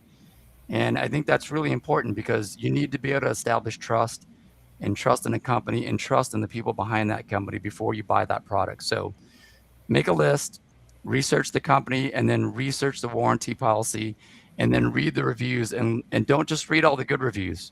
Like read the negative reviews too, and you can kind of make your own decision. Like, okay, that guy obviously was just irritated. Nothing was going to make him happy. And then you're going to be like, okay, this guy is like way too positive. So read the reviews, and you'll be able to, you can see through it. Like if you can see people that are fake and you can see people that are honest and genuine and true. And so that's what you're going to try to look for. And look for a company that's going to be around like Sea Eagle and Tiny Boat Nation. We're here for you guys. We want to get you out in the water. We want you to live, eat, and breathe that lifestyle. And if there's anything that we could do to help you get there, then that's what we're here for. And we're not going anywhere. I mean, we're doing the same thing these guys are doing. Like, I got to fish, I got to eat fish and I got to be on the water. And that's that. I do think I'd be interested in. We got to do some kind of fish off between the crews and have some kind of competition. I think that would be pretty cool. Your fishery is going to smoke ours. We would just lose. It would have to be at a time when maybe if the two companies who make enough momentum together will have a retreat or something. Then we could have a fish together. Off. Yeah, that's definitely sounds good. Definitely for a future thing. I will also say that Seagull has like over 20 boats in your catalog, right? A lot. At least half of those are catered to fishing. So if you're going to look for a boat that actually caters to fishing, then you're probably going to end up with Seagull. Because I know there's other inflatable brands out there, but they're kind of just basic. They provide an inflatable. It might be made however it is, durable, but the same stuff like I'm talking about. No real innovation toward the fishermen. And Seagull's, I think, maybe one of the only inflatable companies that really does that. Besides, obviously, there's Newport and a few others, but yeah. Keep that in mind, guys. I got behind on comments from Instagram. I just want to answer these last couple real quick before we jump out of here. All right. Adam was asking, need help. I got a John boat last year. It doesn't have a whole identification number. How do I title the boat? It depends on your state. Yep. But you will need to contact your either Department of Natural Resources or your Wildlife and Fisheries and find out what their inspection process is. I know, like here in Georgia, you would take the boat to the DNR office, and they have a boat certification expert. It's like a game warden, and he's going to look over the boat, make sure it has all the stuff, and they will issue you a whole ID number. It's a little bit different in every state, so you're going to have to call your particular state and find out exactly what you need to do. Yeah. That's the long and appropriate and legal way to do it. The fast way to do it is you just find a scrapped hull with a clean title, and you scrap that boat and you use the new title. That could be done in a day. It can. That works for every state. That's 50 state works. All right. Yep. Another one, first boat. I need help. I don't want to break the bank. My local lake doesn't allow gas engines. I think this is the one we talked about earlier. We're talking about trolling motor. Another one. Do you guys have any storage solutions for inside hatches? I know you have the storage nets, but do you recommend any kind of dividers or drawers or something? We have those vertical tackle storage systems. They work fantastic inside a storage bin to just capture those abnormal oblong things that don't quite fit inside a tackle box, like a 90 series tackle tray or something. That's to include fishing line, pliers, keys, phone, wallet. I don't know, baits that you don't necessarily want to stick in a box. You just want on hand. You want to grab them out of the cart. It's like our vertical tackle systems from RPD's vertical tackle systems. I'd like to say it's mine because it was my idea, but they make it so it's theirs. You know. I use one in my John boat. So like when you open up the front hatches of my boat on the wall that used to be the old bench, I have two of them mounted right inside of there. And I keep my pliers, like my leader line, bug spray, all that kind of just random junk. And then I usually put my car keys in there too, because I know, like my truck keys will be easily accessible if I need them. That's a great option. Do you have them on your website? Can you show them a picture or a link to them? I can pull them up real quick. Let's see here. They work great. I'm going to find a way to stick some of them inside the fish stuff somehow. Just put vertical storage, vertical tackle. Yeah. Tackle. Yeah, they're right there. There it is. Bam. Copy for your phone keys and wallet. Section up the top for your 90 series or 70 series tackle trays. Places to hook eyes for your lures. Terminal storage like your hooks, eggs, and sinkers. Then fillet knives, pliers, scissors. Pretty good. Turn the volume down. Yeah, play that video, but turn the volume down. It's actually a good video. Shows everything. Do that. There we go. Muted. Look at that cinematic footage. Oh my gosh. Oh, here's a bigger thing about this. You don't want to go through the hassle of building a boat. I totally get that. It sucks to build a boat up. But you want immediate storage, you can have this storage in the 5 minutes. However many of these is however many things you can actually use. You put one of these on each bench seat, that's 3 spaces to stick all your stuff.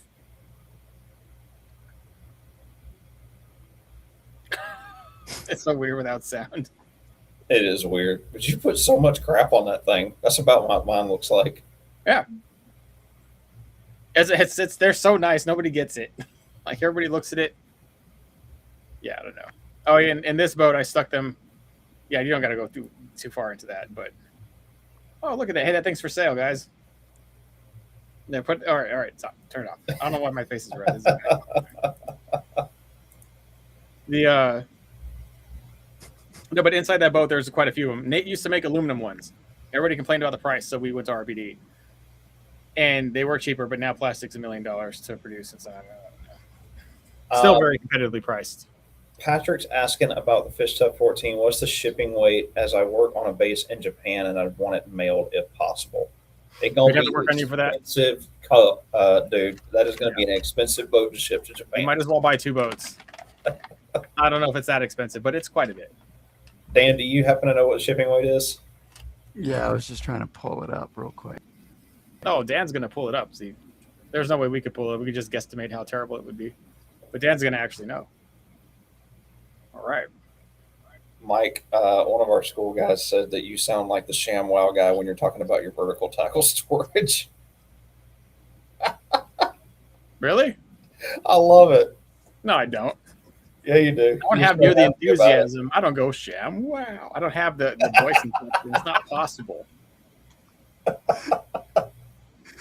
That's messed up. You should do a short reel for Instagram or something in a ShamWow commercial style about the vertical tackle. I can't do it. I don't have this glowing, bubbly personality that can pull that off. That's why you're here. You do it.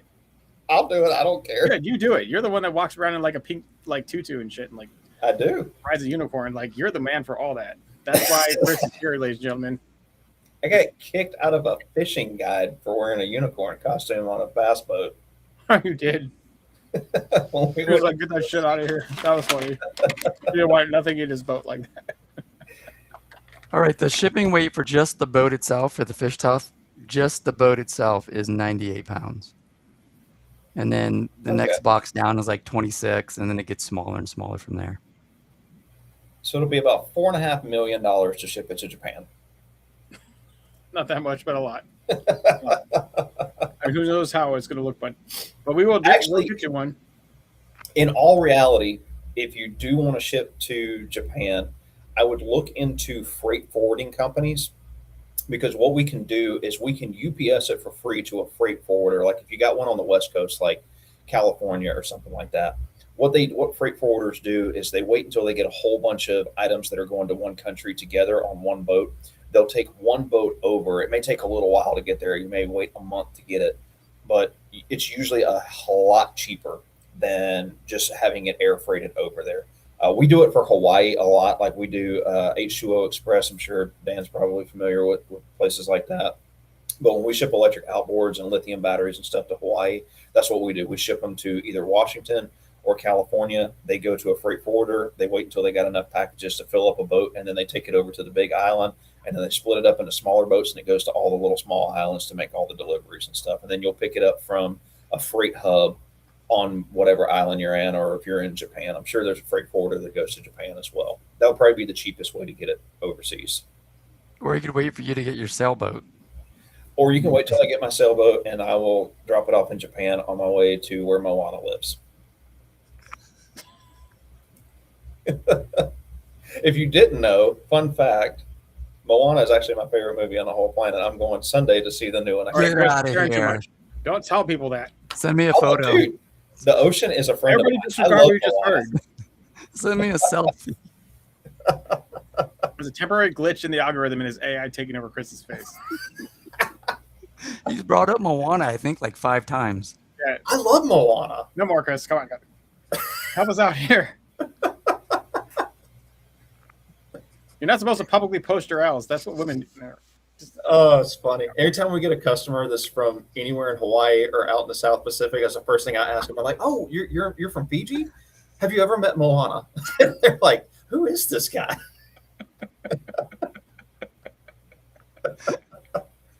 That's what you should name your sailboat. I should. Actually, I've already picked out a name. It's going to be called Not a Sailboat. KNOT. Not a Sailboat. That's what the name of it's going to be. All right. So, Now that we've anyways, overshared. do what now? Now that we've overshared, Mike, you're going to be so jealous when I start doing my sailboat content and then the channel just explodes. I'm not no one jealous. cares You're my about bass retirement fishing plan. I'm anymore. getting too old for this crap. Why do you think I brought you on here? Oh, it's going to I'm be your fun. biggest cheerleader, Chris. I know. I love you. All right. Even though you hate kayakers, I still love you. I don't hate them. I just think they mentally impaired. Like I don't hate mentally handicapped people for being mentally handicapped. That's cruel. Like, right? But you just don't follow what they say. You know what I'm saying? Like We talked about this earlier. We're gonna have a discussion one night on one of these lives. It's gonna be kayaks versus inflatables versus john boats, and we're gonna have fun. And Mike's gonna get very angry. I don't know if I'm going to be here for that. I'm going to have a headache. You're gonna be here. Dan's gonna be here. You're gonna be here, and we'll find another special guest that is pro kayaker, and we're gonna have a four-way. Why don't you bring on that Chad guy? Oh, Chad Hoover. No, second thought, don't bring that guy on there. Never mind. All right, guys, we're going to wrap this up. I want to give us, again, a special thank you to Dan for being here. We hope you can come back and talk with us more about inflatables in the future. Mike, great to see your bright, shiny face as always. Don't forget, tomorrow on our school platform, we have a coaching lab going on. Ryan will be doing it tomorrow afternoon. So if you have like specific boat building questions and you have the ability to be close to your boat or show pictures of your boat, Ryan can walk you through, layouts and blueprints and, telling you what materials you need and helping you out with very specific things. So that's every other Friday. We got one tomorrow. Probably not next Thursday, but the following Thursday, because we'll be at ICAST this coming Thursday. We'll have our live stream here on YouTube, and then we'll have our after party over on school where you can come hang out with me. We just shoot the bull and talk, and people ask boat questions. We talk about fishing. I tell everybody what's going on in the shop, and we just kind of have a good time. So, but it's also a great opportunity to get questions answered if you have them. I think that's it. I can't think of anything else. Sweet. All right. I got to get back to work. Pre-order for the Fish Tough is still going on. They're supposed to be here, like what you said, 2 or 3 weeks, I think. Yes.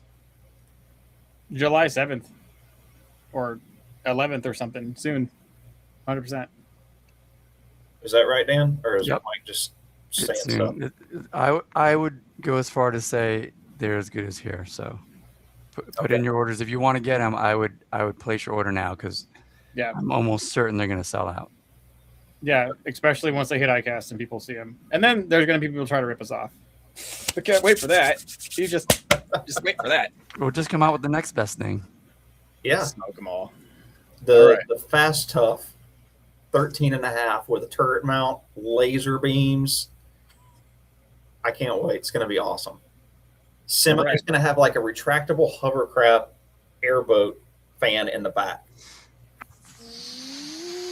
Super ambitious, but okay. Dude, I think it'd be awesome. Anything's Super possible, awesome. Chris. All right. Thanks, everyone, for joining the live stream. We'll see you back here sometime next week, but we'll resume our normal schedule the week after.